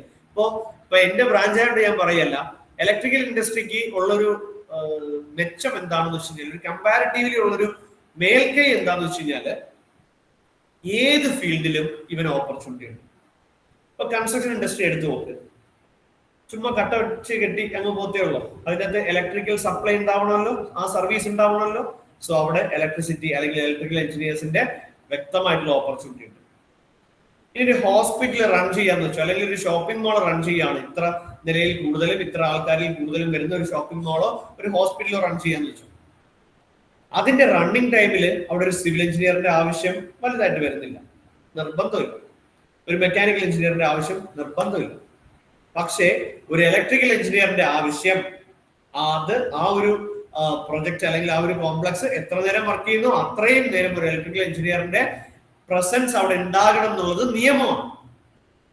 സോ ഏതൊരു മെഷീന്റെ മാനുഫാക്ചറിങ് ആയിക്കോട്ടെ, ഇപ്പോൾ മെക്കാനിക്കൽ വൈസ് പ്രൊഡക്ഷൻ ആയിക്കോട്ടെ, സർവീസ് ആയിക്കോട്ടെ, ഇൻഫർമേഷൻ ടെക്നോളജി റിലേറ്റഡ് ആയിക്കോട്ടെ, ഓട്ടോമൊബൈൽ റിലേറ്റഡ് ആയിക്കോട്ടെ, കെമിക്കൽ റിലേറ്റഡ് ആയിക്കോട്ടെ, എയറോസ്പേസ് റിലേറ്റഡ് ആയിക്കോട്ടെ, ഏത് ഫീൽഡിലായാലും ഇലക്ട്രിക്കൽ എഞ്ചിനീയർ എന്ന് പറയുന്ന വേക്കൻസി, ആ ഒരു ജോബ് റോൾ എന്ന് പറയുന്നത് പ്രൊമിനന്റ് ആയിട്ട് നമ്പർ ഓഫ് വേക്കൻസീസ് കൂടുതൽ തരാൻ സാധ്യതയുള്ള ഒരു ബ്രാഞ്ച് ഓഫ് സ്റ്റഡിയാണ് ഇലക്ട്രിക്കൽ ആൻഡ് ഇലക്ട്രോണിക്സ് എഞ്ചിനീയറിംഗ് എന്ന് പറയുന്നത്. പിന്നെ അതിനെക്കുറിച്ച് കേൾക്കുന്ന മിത്തുകൾ എന്താണെന്ന് വെച്ച് കഴിഞ്ഞാൽ പഠിക്കാൻ ഭയങ്കര പാടാണ് ഇലക്ട്രിക്കൽ ആൻഡ് ഇലക്ട്രോണിക്സ് എഞ്ചിനീയറിംഗ് എന്ന് കേട്ടിട്ടുണ്ട് അല്ലെ. അങ്ങനെ ഒരു റൂമർ നല്ലപോലെ കേട്ടിട്ടുണ്ട്. പഠിക്കാൻ പാടുണ്ട് എപ്പോഴെന്നറിയോ, ഞാൻ ആദ്യം പറഞ്ഞ പോലെ പഠിച്ചു കഴിഞ്ഞാൽ നല്ല പാടാണ്. കാണാതെ പഠിക്കാൻ എൻ്റെ അകത്തൊന്നുമില്ല, കാണാതെ പഠിക്കാൻ എൻ്റെ അകത്തൊന്നുമില്ല. മറിച്ച് നിങ്ങൾ കണ്ട് ചെയ്ത് പഠിക്കുവാണെങ്കിൽ it's one of the interesting engineering field. Okay, അതേപോലെ തന്നെയാണ് മെക്കാനിക്കൽ എഞ്ചിനീയറിംഗ്. മെക്കാനിക്കൽ എഞ്ചിനീയറിംഗിലേക്ക് നോക്കുവാണെങ്കിൽ ഒരുപാട് സബ് സെക്ടേഴ്സ് നിങ്ങൾക്ക് കാണാം. ഒരു മെക്കാനിക്കൽ എഞ്ചിനീയറിന് ഓട്ടോമൊബൈൽ ഫീൽഡിൽ പോകാം, റെഫ്രിജറേഷൻ ഫീൽഡിൽ പോകാം, HVAC ഫീൽഡിൽ പോകാം, പ്രൊഡക്ഷൻ ഫീൽഡിൽ പോകാം, ടെസ്റ്റിംഗ് ഫീൽഡിൽ പോകാം, അങ്ങനെ oil and gas field, safety field, അങ്ങനെ പൈപ്പിംഗ് ഫീൽഡ്, അങ്ങനെ ധാരാളം ഓപ്പർച്യൂണിറ്റീസ് ആണ് ഒരു മെക്കാനിക്കൽ എഞ്ചിനീയറിന് പല സബ് കാറ്റഗറികളിലായിട്ട് ഇങ്ങനെ നീണ്ടു നിവർന്ന് കിടക്കുന്നതാണ് മെക്കാനിക്കൽ എഞ്ചിനീയറിംഗിന്റെ ഓപ്പർച്യൂണിറ്റി എന്ന് പറയുന്നത്. അതുപോലെ തന്നെ സിവിൽ റിലേറ്റഡ് പോവുകയാണെങ്കിൽ നിങ്ങൾക്ക് ഇന്റീരിയർ ഡിസൈനിങ് ഫീൽഡിൽ പോവാം, ബിം ടെക്നോളജി ഫീൽഡിൽ പോകാം, എസ്റ്റിമേഷൻ ഫീൽഡിൽ പോകാം, അതുപോലെ ടെസ്റ്റിംഗ് ഫീൽഡിൽ പോകാം, ട്രാൻസ്പോർട്ടേഷൻ ഫീൽഡിൽ പോകാം, എൻവയോൺമെന്റൽ ഫീൽഡിൽ പോകാം. അങ്ങനെ ധാരാളം ഓപ്പർച്യൂണിറ്റീസ് ഈ പറഞ്ഞ ഫീൽഡുകൾ തരും. അതുകൊണ്ട് തന്നെയാണ് ഇവരെ കോർ എഞ്ചിനീയറിംഗ് ഫീൽഡുകൾ എന്ന് പറയുന്നത്. ഇവരുടെ അണ്ടറിൽ തന്നെ ഒരുപാട് കാറ്റഗറീസ് ഉണ്ട്, അത്രയും ഓപ്പർച്യൂണിറ്റീസ് ഉണ്ട്. അപ്പോൾ നിങ്ങൾ ഇതിൽ ഏതെങ്കിലും ഒരു ബ്രാഞ്ച് ചൂസ് ചെയ്യുവാണെങ്കിൽ അതിന്റെ അകത്ത് നിങ്ങൾക്ക് ഇഷ്ടപ്പെട്ട ബ്രാഞ്ച് സബ് സെക്ടർ ഏതാണെന്നുള്ളത് നിങ്ങൾ ചൂസ് ചെയ്യുക. ആ സബ് സെക്ടറിൽ എന്തൊക്കെയാണ് ജോബ് റോൾസ് എന്നുള്ളത് നോക്കുക. അതിനുവേണ്ട സ്കില്ല് ഫസ്റ്റ് ഇയർ ഓൺവേർഡ്സ് അതിനു വേണ്ടിയുള്ള സ്കില്ല് നിങ്ങൾ ഇമ്പാർട്ട് ചെയ്തുകൊണ്ടേയിരിക്കുക. അങ്ങനെ ഇറങ്ങുമ്പോൾ 4ാമത്തെ വർഷമാകുമ്പോൾ ഇൻഡസ്ട്രിക്ക് വേണ്ടുന്ന ഒരു എഞ്ചിനീയർ ആയിട്ട് നിങ്ങൾ പഠിച്ചാൽ അപ്പൊ നിങ്ങൾക്ക് വ്യക്തമായിട്ടൊരു ഐഡിയ ഉണ്ടാവും. ഇപ്പൊ പഠിച്ചു വരുന്ന മിക്ക കുട്ടികൾക്കും വ്യക്തമായിട്ടൊരു ഐഡിയ ഇല്ല. എന്തിനോ വേണ്ടി രാവിലെ വരുന്നു, എന്തിനോ വേണ്ടി വൈകുന്നേരം അവിടെ നിന്ന് ഇറങ്ങിപ്പോകും. അത് ഒഴിച്ചു കഴിഞ്ഞാൽ വ്യക്തമായിട്ടൊരു ഐഡിയ ഉണ്ടെങ്കിൽ നിങ്ങൾക്ക് നല്ല രീതിയിൽ ഈ പറഞ്ഞ പോലെ നിങ്ങളുടെ ഇഷ്ടപ്പെട്ട കാറ്റഗറിയിൽ തന്നെ, ഇഷ്ടപ്പെട്ട ജോലിയിൽ തന്നെ നിങ്ങൾക്ക് എത്താനായിട്ട് പറ്റും. ഞാൻ 2013 ബിടെക് കഴിയുന്നു. ബിടെക് ഒരു ആവറേജ് സ്റ്റുഡന്റ് ആയിരുന്നു. പഠിച്ചിറങ്ങി ഒരുപാട് ഇന്റർവ്യൂകൾക്ക് പോയി, പക്ഷെ ഒരിടത്തും ജോലി കിട്ടിയില്ല. ഞാൻ എന്റെ ലൈഫിൽ ഏറ്റവും ഡിപ്രസ്ഡ് ആയിട്ടുള്ള ഒരു 3-4 മാസമായിരുന്നു ആ പറഞ്ഞ ഇന്റർവ്യൂകൾക്ക് പോയിക്കൊണ്ടിരുന്ന ആ ഒരു സമയം എന്ന് പറയുന്നത്. അപ്പൊ പാസ്സായിട്ടും ജോലി കിട്ടുന്നില്ല എന്ന് പറയുമ്പോൾ നേരത്തെ പോലെ ഡിപ്രസ്ഡ് ആയിട്ടിരിക്കേണ്ടതാണ്. പക്ഷെ അന്ന് ഞാൻ റിയലൈസ് ചെയ്തൊരു കാര്യമുണ്ട്. ആ റിയലൈസേഷൻ ആണ് എന്നെ ഇന്ന് ഇവിടെ കൊണ്ട് എത്തിച്ചിരിക്കുന്നത്. ആ റിയലൈസേഷൻ എന്താണെന്ന് വെച്ച് കഴിഞ്ഞാല് എനിക്ക് തിയറി ഒക്കെ അറിയാം, പക്ഷെ പ്രാക്ടിക്കലി എനിക്കൊന്നും അറിയത്തില്ല. ഇൻഡസ്ട്രിക്ക് വേണ്ടുന്നത് രാവിലെ തൊട്ട് മുതലാളി നമ്മുടെ ചോദ്യം ചോദിച്ചിരിക്കുകയും അതിന് ഉത്തരം പറഞ്ഞുകൊണ്ടിരിക്കുക അല്ല അവിടെ നടക്കുന്നത്, അല്ലെ? പ്രൊജക്ടുകൾ ക്യാരി ഔട്ട് ചെയ്യുക എന്നുള്ളതാണ് അവിടെ നടക്കുന്നത്. അപ്പോൾ അങ്ങനെ പ്രൊജക്ടുകൾ ക്യാരി ഔട്ട് ചെയ്യണമെങ്കിൽ തിയററ്റിക്കൽ നോളജ് മാത്രം പോരാ, ഇൻഡസ്ട്രിയൽ നോളജ് നല്ലപോലെ വേണം എന്നുള്ള റിയലൈസേഷൻ കിട്ടിയതിന് ശേഷമാണ് അതിൽ കൂടുതൽ ഇൻവെസ്റ്റ് ചെയ്യാനും കൂടുതൽ ടൈമും കൂടുതൽ എഫേർട്ടും ഒക്കെ ഇൻവെസ്റ്റ് ചെയ്യാനും എനിക്ക് പറ്റിയതും അതിനുശേഷം ഞാൻ വിചാരിച്ച ഒരു ഫീൽഡിലേക്ക് തന്നെ എനിക്ക് പോകാൻ പറ്റിയതും അതുകൊണ്ട് തന്നെയാണ്. Okay, and next one of the booming industry ആണ് information technology and computer science engineering. ഇപ്പൊ ഏറ്റവും കൂടുതൽ ഡിമാൻഡ് ഉള്ളതും ഏറ്റവും കൂടുതൽ ഓപ്പർച്യൂണിറ്റീസ് ഈ വരുന്ന വർഷങ്ങളിലൊക്കെ ഉള്ള ഒരു ഫീൽഡാണ് computer science and information technology. നിങ്ങൾക്ക് അറിയാം അത് എന്തുകൊണ്ടാണെന്നുള്ളതും. Basically because of artificial intelligence, machine learning, data science related ആയിട്ടുള്ള കാര്യങ്ങൾ കൂടുതൽ അഡ്വാൻസ്മെന്റ് ഡെവലപ്മെന്റുകളിൽ നടക്കുന്നുണ്ട്, ടെസ്റ്റിങ്ങുകളിൽ നടക്കുന്നുണ്ട്. സൈബർ സെക്യൂരിറ്റി റിലേറ്റഡ് ആയിട്ടുള്ള ഒരുപാട് ഓപ്പർച്യൂണിറ്റീസും ഒരുപാട് റിസർച്ചസും ഒക്കെ നടക്കുന്നുണ്ട്, ഒരുപാട് റിക്വയർമെന്റ്സ് ഒക്കെ വരുന്നുണ്ട്. അപ്പൊ ഇതൊക്കെ കാരണം ആസ് എ ഹോൾ ഞാൻ നേരത്തെ പറഞ്ഞ പോലെ ഒരുപാട് sub categories computer science engineering പഠിച്ചിറങ്ങുന്ന ഒരാൾക്കും ഓപ്ഷനേറ്റ് ആയിട്ട് ഉണ്ട്. So they can be A data science engineer, artificial intelligence engineer, software engineer, ഒരു വെബ് ഡെവലപ്പർ ആയിട്ട് പോകാം, സോഫ്റ്റ്വെയർ ഡെവലപ്പർ ആയിട്ട് പോകാം, സൈബർ സെക്യൂരിറ്റി സ്പെഷ്യലിസ്റ്റ് ആയിട്ട് പോകാം, എത്തിക്കൽ ഹാക്കർ ആയിട്ട് പോകാം. അങ്ങനെയുള്ള ഒരുപാട് ഓപ്പർച്യൂണിറ്റീസ് കമ്പ്യൂട്ടർ സയൻസ് എഞ്ചിനീയറിംഗിലും ഉണ്ട്.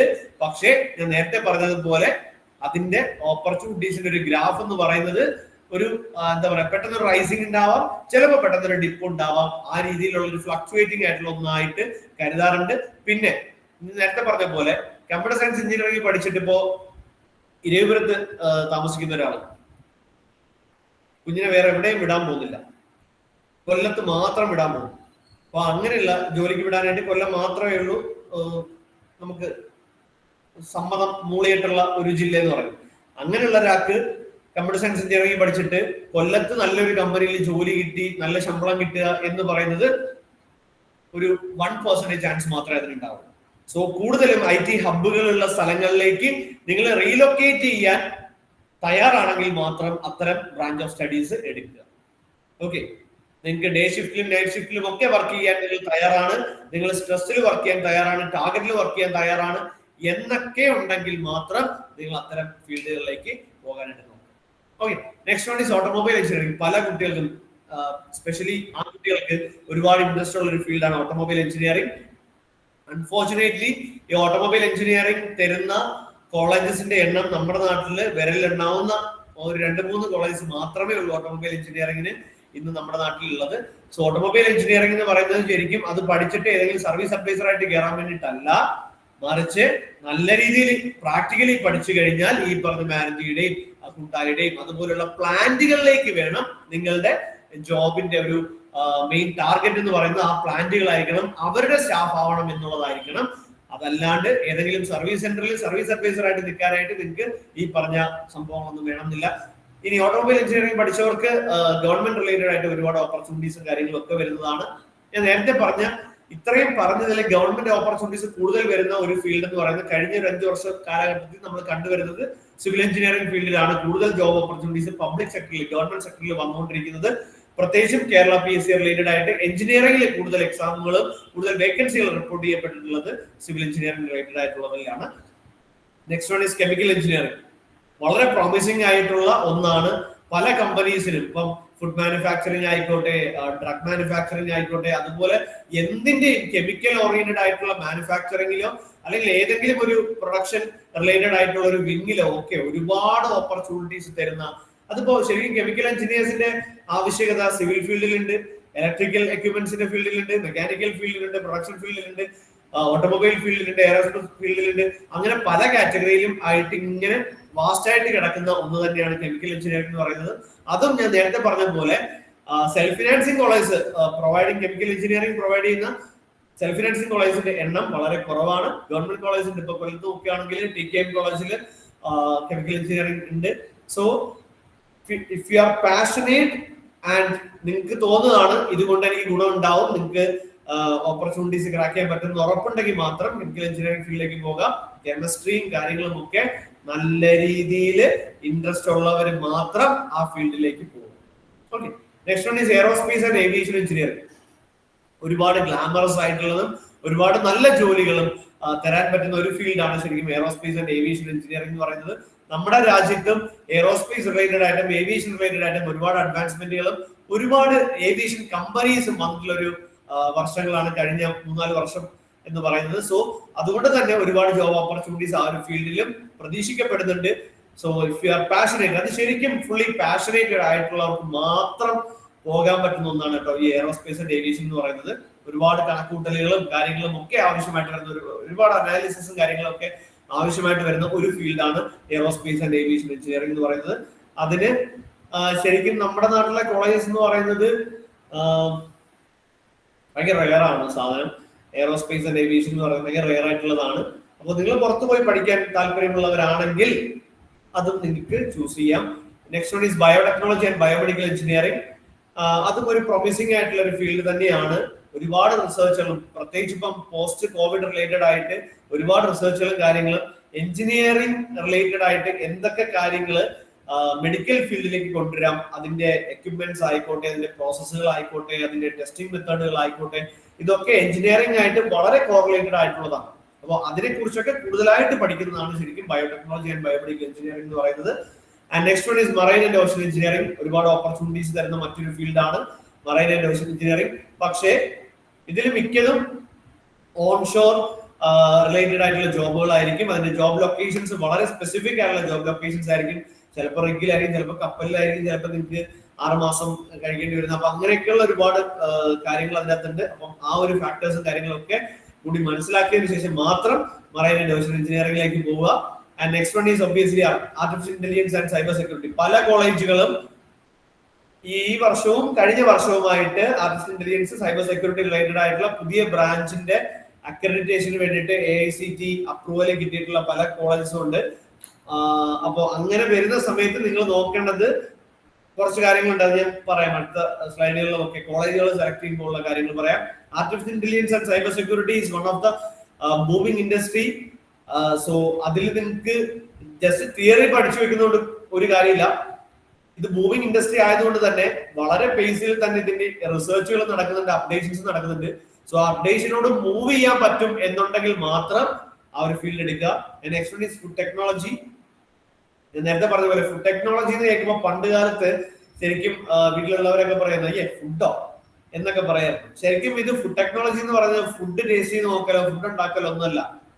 ഫുഡ് മാനുഫാക്ചറിങ് റിലേറ്റഡ് ആയിട്ടും അതിന്റെ സർവീസസ് റിലേറ്റഡ് ആയിട്ടും ആ പ്രോസസ് റിലേറ്റഡും ആയിട്ടുള്ള എഞ്ചിനീയറിംഗ് ആസ്പെക്ട് ആണ് നിങ്ങൾ പഠിക്കുന്നത്. അതിന്റെ മെഷീനറി, ഫുഡ് മാനുഫാക്ചറിങ് മെഷീനറീസ് എന്തൊക്കെ കാര്യങ്ങൾ നോക്കണം, എങ്ങനെ അത് ഡിസൈൻ ചെയ്യണം എന്നുള്ളതിനെ കുറിച്ചും അതിന്റെ പ്രോസസ്സുകൾ എങ്ങനെ കൂടുതൽ എഞ്ചിനീയറിംഗ് റിലേറ്റഡ് ആയിട്ട് എഫിഷ്യന്റ് ആക്കാം എന്നുള്ളതിനെ കുറിച്ചൊക്കെ ഉള്ള കൂടുതൽ കാര്യങ്ങളാണ് നിങ്ങൾ ആ ഫുഡ് ടെക്നോളജി എന്ന് പറയുന്ന കാറ്റഗറിയിൽ പഠിക്കുന്നത്. അത് പഠിച്ചിറങ്ങുന്ന കുട്ടികളുടെ എണ്ണം വളരെ കുറവാണ് കേട്ടോ. നിങ്ങൾ എപ്പോഴും നോക്കേണ്ടത് പഠിച്ചിറങ്ങുന്ന കുട്ടികളുടെ എണ്ണം ഭയങ്കര എനർമസ് ആയിട്ടുണ്ടാവുമെങ്കിൽ അവിടെ കോമ്പറ്റീഷൻ ഭയങ്കരമായിട്ട് വരും.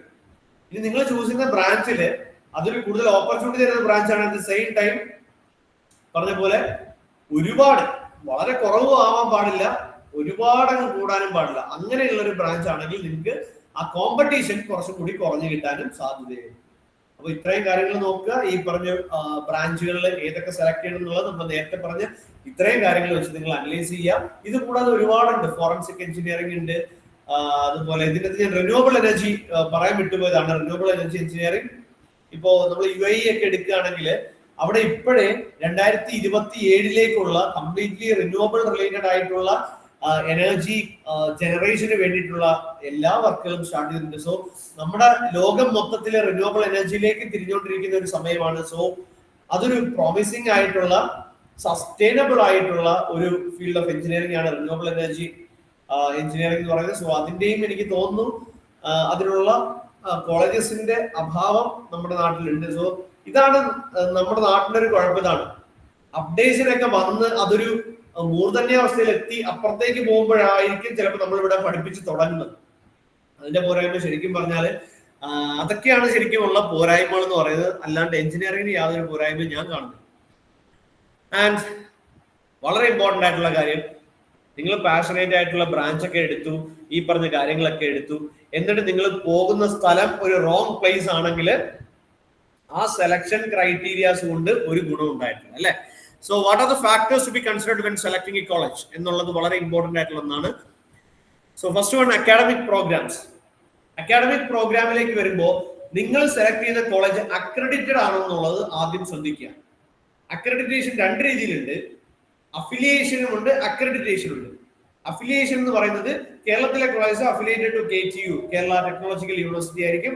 അതുപോലെ തന്നെ അഫിലിയേറ്റഡ് ടു AICT അഫിലിയേറ്റഡും ആയിരിക്കും. AICT അഫിലിയേറ്റഡ് ആയിട്ടുള്ള കോളേജസിൽ മാത്രമേ നിങ്ങൾക്ക് കീമിന്റെ ആ ഒരു വിൻഡോ വഴി നിങ്ങൾക്ക് അപ്ലൈ ചെയ്യാനായിട്ട് പറ്റുള്ളൂ.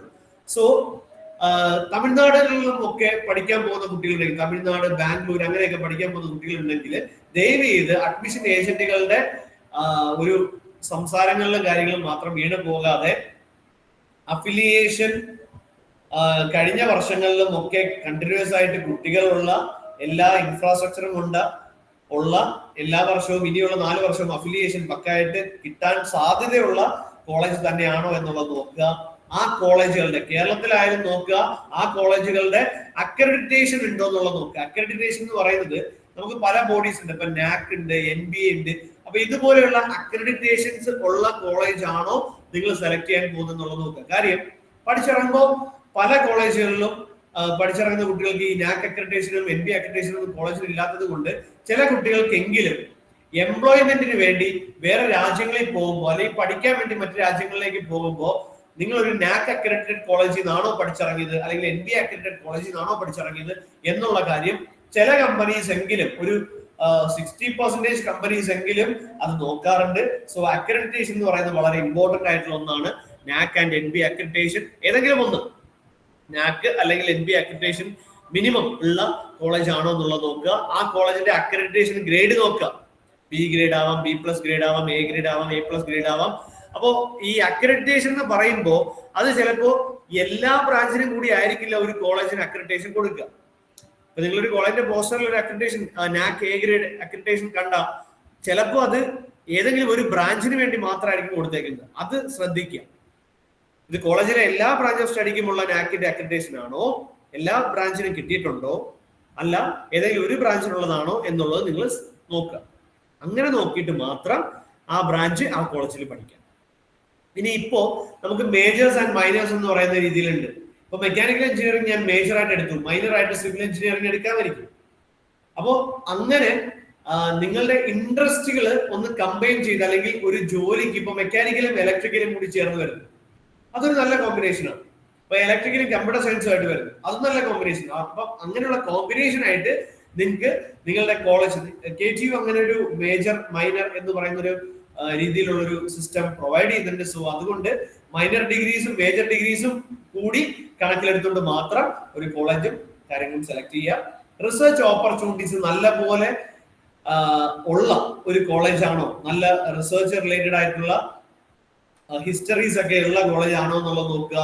അവിടുത്തെ കഴിഞ്ഞ വർഷങ്ങളും അതിന് മുന്നത്തെ വർഷങ്ങളും പഠിച്ചിറങ്ങിയ കുട്ടികളുടെ പ്രൊജക്ടുകളും അവിടെ നടക്കുന്ന റിസർച്ച് റിലേറ്റഡ് ആയിട്ടുള്ള വർക്കുകൾ എന്തൊക്കെയാണ്, ഓരോ ബ്രാഞ്ചിലും നടക്കുന്ന റിസർച്ച് റിലേറ്റഡ് വർക്കുകൾ എന്തൊക്കെയാണ്, അതിനുള്ള ഫെസിലിറ്റീസ് എല്ലാം അവിടെ ഉണ്ടോ, അതിന് വേണ്ടുന്ന അത്രയും ഒരു ഗൈഡൻസ് തരാൻ പറ്റുന്ന ടൈറ്റിൽസ് ഉള്ള സ്റ്റാഫ് മെമ്പേഴ്സ് ഉണ്ടോ എന്നുള്ള കാര്യങ്ങളൊക്കെ അവിടെ ഉറപ്പുവരുത്തുക. ക്ലാസിന്റെ സൈസ് എന്ന് പറയുന്നത് അതിന്റെ സ്ക്വയർ ഫീറ്റ് ഏരിയ അല്ല, ക്ലാസ്സിൽ എത്രത്തോളം കുട്ടികളുണ്ട് എന്നുള്ള കാര്യങ്ങള് നിങ്ങൾ നോക്കുക. കാര്യം ഞാൻ പല കോളേജിലും കണ്ടിട്ടുണ്ട് 2-3 കുട്ടികൾ ഒരു ക്ലാസ്സിൽ പഠിക്കുന്ന രീതി കണ്ടിട്ടുണ്ട്. അപ്പൊ അങ്ങനെ വരുമ്പോഴത്തേക്ക് നമുക്ക് തന്നെ അതിൻ്റെ അകത്തൊരു ഭയങ്കര എന്താ പറയാ നെഗറ്റീവ് അടിക്കും. ഈ 3 പേര് തന്നെ സ്ഥിരം അങ്ങോട്ടും ഇങ്ങോട്ടും ഒക്കെ സംസാരിച്ചിരിക്കുമ്പോഴത്തേക്ക് നമുക്കൊരു നെഗറ്റീവ് അടിക്കും. നമുക്ക് അവിടെ ഒരു സാച്ചുറേഷൻ ലെവലിലേക്കായിരിക്കും പോകുന്നത്. ഈ സാച്ചുറേഷൻ ലെവലിലായതുകൊണ്ട് ഇവനെ ഇനി എന്തോ പഠിപ്പിച്ചാലും ഇവന്റെ തലയിലൂടെ കയറത്തില്ല, ഇവന് അത് ഇഷ്ടമല്ല. അപ്പോ ഒരുപാട് കുട്ടികൾ വരുമ്പോൾ അവിടെ ഡൈവേഴ്സിറ്റി ഉണ്ടാവും, അവിടെ നിങ്ങൾ കൂടുതൽ പ്രൊഫഷണേറ്റ് ആവും. ഒരുപാട് പേരുമായിട്ട് മിങ്കിൾ ചെയ്യുമ്പോൾ അതിനനുസരിച്ചുള്ള ഒരു പ്രൊഫഷണൽ ക്വാളിറ്റി നിങ്ങൾക്ക് ബിൽഡ് ചെയ്തെടുക്കാനായിട്ട് പറ്റും.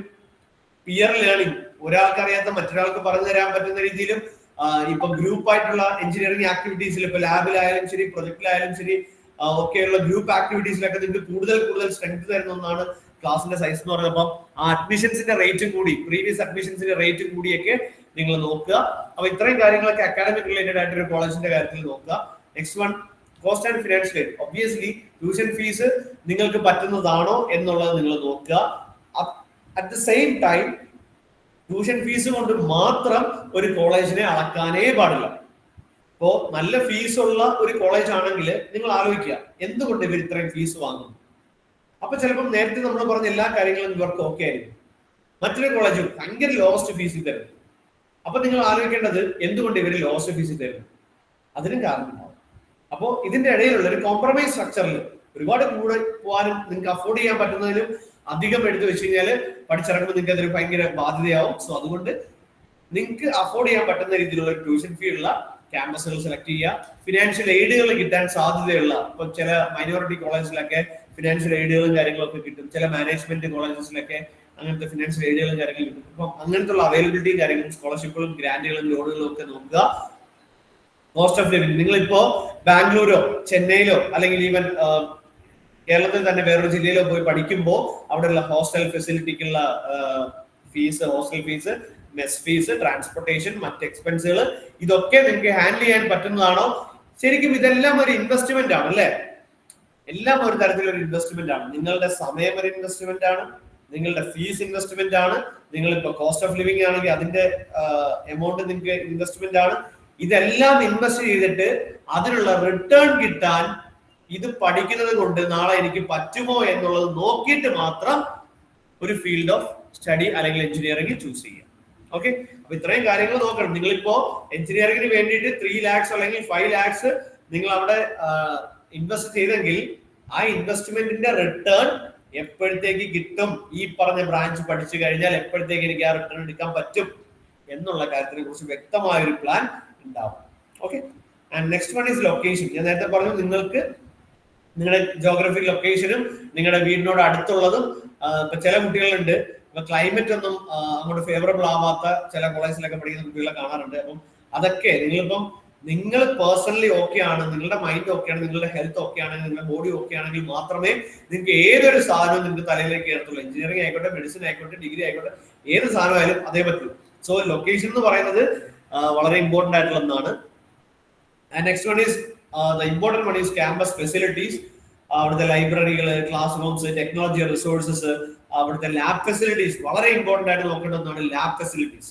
അതിപ്പം കമ്പ്യൂട്ടേഴ്സ് ആണെങ്കിലും ശരി, നിങ്ങൾ എടുത്ത ബ്രാഞ്ച് റിലേറ്റഡ് ആയിട്ടുള്ള ലാബ് ഫെസിലിറ്റീസ് ആയാലും ശരി, അതിനുള്ള റിസർച്ച് ഓപ്പർച്യൂണിറ്റീസും കാര്യങ്ങളും അവിടെ ഉണ്ടോ?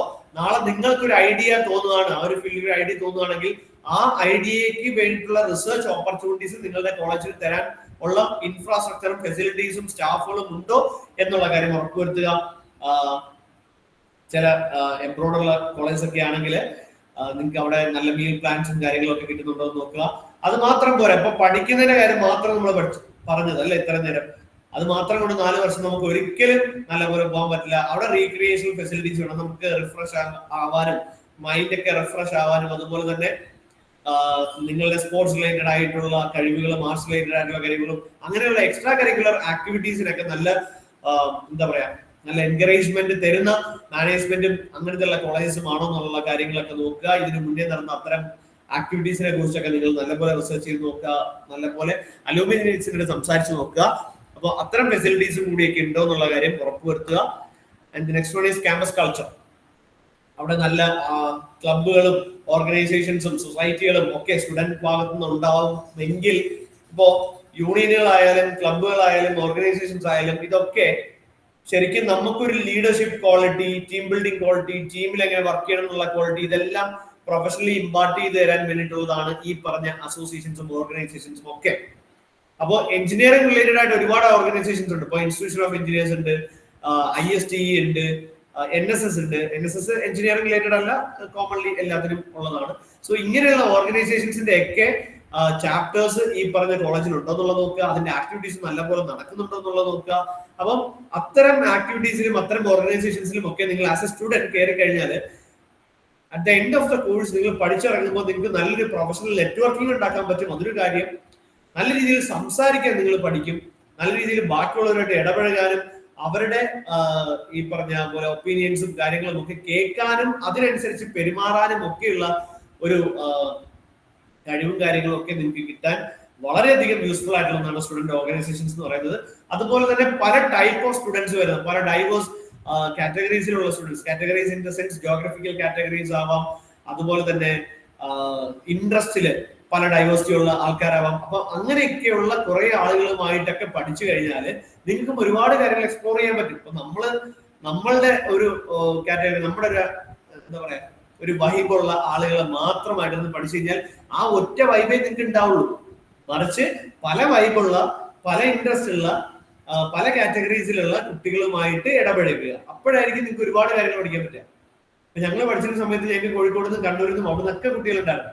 അപ്പൊ അവരുടെയൊക്കെ കൾച്ചറും അവരുടെയൊക്കെ രീതികളും ഒക്കെ നമുക്ക് മനസ്സിലാക്കാനും നല്ലതിനെ ഉൾക്കൊള്ളാനും മോശമായിട്ടുള്ളതിനെ മാറ്റാനുമുള്ള കഴിവ് ഉണ്ടാവണം എന്നുള്ളതും കൂടി ഈ സമയത്ത് ഓർമ്മിച്ചുകൊള്ളുന്നു. അതുപോലെ തന്നെ സോഷ്യൽ ലൈഫ്, ഇപ്പൊ കൾച്ചറൽ ആക്ടിവിറ്റീസും അതുപോലെ തന്നെ നിങ്ങൾ നാളെ സൊസൈറ്റിക്ക് വേണ്ടിയിട്ട് ചെയ്യേണ്ട കുറെ കാര്യങ്ങളും ഒക്കെ അതിനൊക്കെ വേണ്ടിയിട്ടുള്ള ഒരു ഓപ്പർച്യൂണിറ്റീസും ഒക്കെ നിങ്ങളുടെ ക്യാമ്പസിൽ ഒരു കൾച്ചറിന്റെ ഭാഗമായിട്ട് അവിടെ ഉണ്ടാവുമെങ്കിൽ ശരിക്കും നിങ്ങൾ നല്ല എഞ്ചിനീയേഴ്സ് ആയിട്ടും നല്ല പ്രൊഫഷണൽ ആയിട്ടും ഇതിനേക്കാൾ ഉപരി നല്ലൊരു മനുഷ്യനായിട്ടും നിങ്ങൾക്ക് ഇറങ്ങി വരാൻ പറ്റുന്ന ഒന്നാവും എഞ്ചിനീയറിംഗ് എന്ന് പറയുന്നത്. And next one is reputation and rankings. Academics wise നോക്കുവാണെങ്കിൽ അക്കാഡമിക്സ് വൈസ് റിസൾട്ട് ഓറിയന്റഡ് ആയിട്ടുള്ള റാങ്കിങ്ങുകൾ നിങ്ങൾ ക്രെഡിബിൾ സോഴ്സസിൽ നിന്ന് മാത്രം ആ റാങ്കിങ്സും റിവ്യൂസും നിങ്ങൾ നോക്കുക. ഇപ്പൊ ഒരു കോളേജിന്റെ റിവ്യൂസ് അറിയാൻ വേണ്ടി ആ കോളേജിന്റെ പേജ് തന്നെ കയറി നോക്കരുത്. മറ്റുള്ളവരിൽ നിന്നും അലൂമിനീസിൽ നിന്നും ഒക്കെ ക്രെഡിബിൾ ആയിട്ടുള്ള സോഴ്സസിൽ നിന്ന് നിങ്ങൾ ആ കോളേജിന്റെ റെപ്യൂട്ടേഷനെ കുറിച്ച്, അക്കാഡമിക് റെപ്യൂട്ടേഷനെ കുറിച്ചും റാങ്കിങ്ങിനെ കുറിച്ചും ഒക്കെ നോക്കുക. പഠിച്ചിറങ്ങിയ വിദ്യാർത്ഥികളുടെ സക്സസ് നിങ്ങൾ അവരുടെ അടുത്ത് തന്നെ ചോദിക്കുക.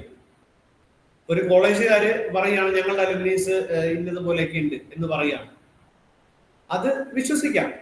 കോളേജുകാർ അങ്ങനെ കളത്തിലൊന്നും പറഞ്ഞില്ല. എന്നാലും നിങ്ങൾ അവിടെ പഠിച്ച കുട്ടികൾക്ക് ഈ പറഞ്ഞ സക്സസ് ആയിട്ടുള്ള കുട്ടികളുടെ കോണ്ടാക്ട് എടുത്തിട്ട് നിങ്ങളുടെ പാരന്റ്സോ നിങ്ങളോ അവരുമായിട്ട് കോണ്ടാക്ട് ചെയ്യുക. കോണ്ടാക്ട് ചെയ്തിട്ട് എന്തായിരുന്നു കാര്യങ്ങൾ, എങ്ങനെയൊക്കെയാണ്, സക്സസ് ആയിരുന്നോ, കോളേജ് എങ്ങനെയുണ്ട്, ഞാൻ ചേർന്ന് കഴിഞ്ഞാൽ ഓക്കെ ആണോ എന്നുള്ള കാര്യങ്ങളൊക്കെ ക്രെഡിബിൾ ആയിട്ടുള്ള സോഴ്സസിൽ നിന്നുള്ള റിവ്യൂസും കാര്യങ്ങളും എടുക്കുക. അലൂമിനീസിന്റെ ഒരു സക്സസ് സ്റ്റോറീസും അവരുടെ ഒരു കരിയർ പാത്ത് എങ്ങനെയായിരുന്നു എന്നുള്ള കാര്യങ്ങളൊക്കെ അവരുമായിട്ട് സംസാരിക്കുക. കോളേജിന്റെ ഇൻഡസ്ട്രി കണക്ഷൻ എത്രത്തോളം ഉണ്ടെന്നുള്ളത് നോക്കുക.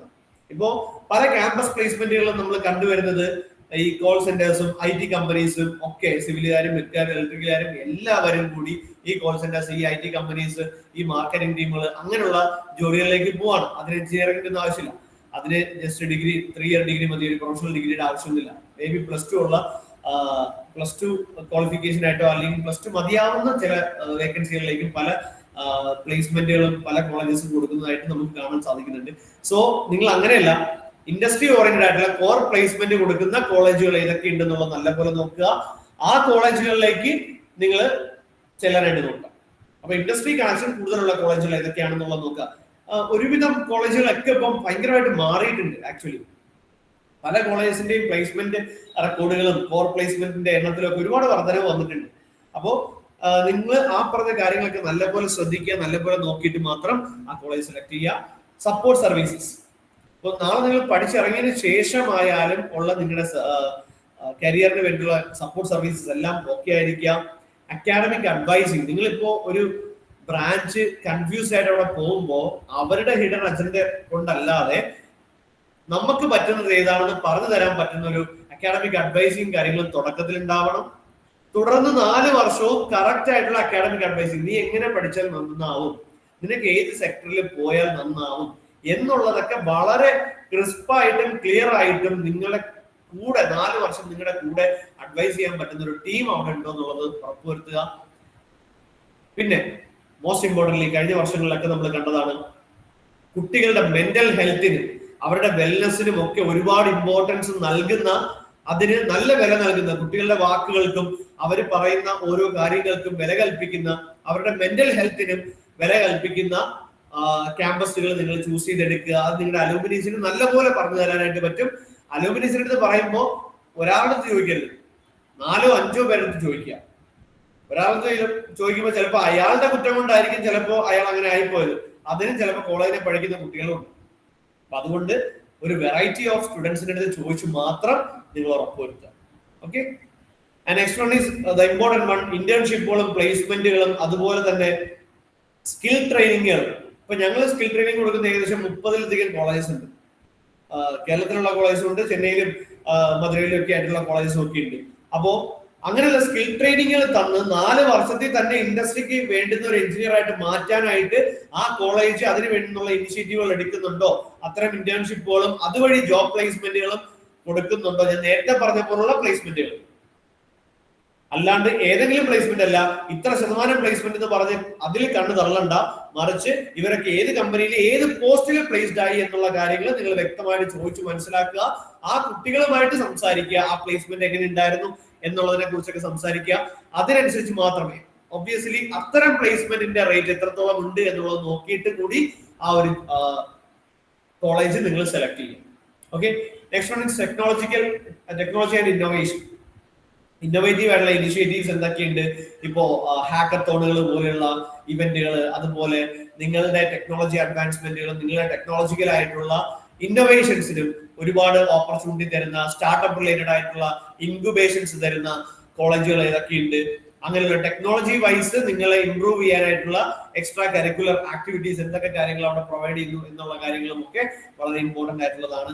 And next one is size and community. ഞാൻ ഓൾറെഡി പറഞ്ഞു, നിങ്ങൾക്ക് നല്ല ഒരു കമ്മ്യൂണിറ്റി ഉണ്ടാക്കിയെടുക്കാൻ പറ്റുന്ന, നല്ലൊരു കമ്മ്യൂണിറ്റി ബാക്കപ്പ് ഉള്ള, നാളെ നിങ്ങളുടെ ചേട്ടന്മാർക്കും ചേച്ചിമാർക്കും ഒക്കെ നിങ്ങളെ ഒരു ഇൻഡസ്ട്രിയിലേക്ക് കൈപിടിച്ച് കയറ്റാൻ പറ്റുന്ന അത്രയും ഒരു കമ്മ്യൂണിറ്റി ഉള്ള കോളേജുകളിലേക്ക് നിങ്ങൾ കൂടുതലായിട്ട് ഇൻട്രസ്റ്റ് കൊടുക്കുക. ഇത് കൂടാതെ നിങ്ങൾ ക്യാമ്പസ് വിസിറ്റ് ചെയ്യുക. ക്യാമ്പസ് വിസിറ്റ് ചെയ്തിട്ട് ഈ പറഞ്ഞ കാര്യങ്ങളൊക്കെ നേരിട്ട് കണ്ടു ബോധ്യപ്പെടുക. അതുപോലെ തന്നെ ഇപ്പോഴത്തെ സ്റ്റുഡൻസിനോടും അലുമിനീസിനോടും ഞാൻ നേരത്തെ പറഞ്ഞ പോലെ അവരുടെ എക്സ്പീരിയൻസും അവരുടെ ഇൻസൈറ്റ്സും ഒക്കെ നിങ്ങൾ അവരുമായിട്ട് ഷെയർ ചെയ്യുക. അവരുടെ ആ ഷെയറിങ് നിങ്ങൾക്ക് ഒരുപാട് ഗുണപ്പെടും. ആ ഒരു കാര്യം അവിടെ പഠിക്കുന്നവർക്കല്ലേ അതിനെ കുറിച്ച് അറിയാൻ പറ്റും. പ്ലേസ്മെന്റ് റെക്കോർഡ് ഞാൻ നേരത്തെ പറഞ്ഞ പോലെ ആ ഒരു മോഡ് ഓഫ് ഓപ്പറേഷൻ, എങ്ങനെയാണ് നിങ്ങൾ പ്ലേസ്മെന്റ് കൊടുക്കുന്നതും എന്തിന്റെ ബേസിലാണ് പ്ലേസ്മെന്റ് കൊടുക്കുന്നതുള്ളതും ആ പ്ലേസ്മെന്റുകൾക്കുള്ള പ്രൂഫും, അത് ഏത് കോർ നിങ്ങൾ പഠിച്ചതിൽ തന്നെയാണോ പ്ലേസ്ഡ് ആയത് എന്നുള്ളതും ആ കമ്പനി എങ്ങനെയുണ്ട് എന്നുള്ളതൊക്കെ ആ പ്ലേസ്മെന്റ് കിട്ടിയ കുട്ടികളെ തന്നെ വിളിച്ച് ചോദിച്ച് കൺഫേം ചെയ്ത് മാത്രം നിങ്ങൾ അത്തരം കോളേജുകൾ സെലക്ട് ചെയ്യുക. അപ്പൊ ഇത്രയും കാര്യങ്ങൾ നോക്കിക്കഴിഞ്ഞാൽ നിങ്ങൾക്ക് നല്ലൊരു കോളേജ് സെലക്ട് ചെയ്തെടുക്കാൻ പറ്റും. അതേപോലെ തന്നെ നല്ലൊരു ബ്രാഞ്ച് ഓഫ് സ്റ്റഡി സെലക്ട് ചെയ്തെടുക്കാനുമായിട്ട് പറ്റും. ഇങ്ങനെ സെലക്ട് ചെയ്താലേ ശരിക്കും ഇതൊരു ഭയങ്കര ക്രൂഷ്യൽ സ്റ്റേജ് ആണ്.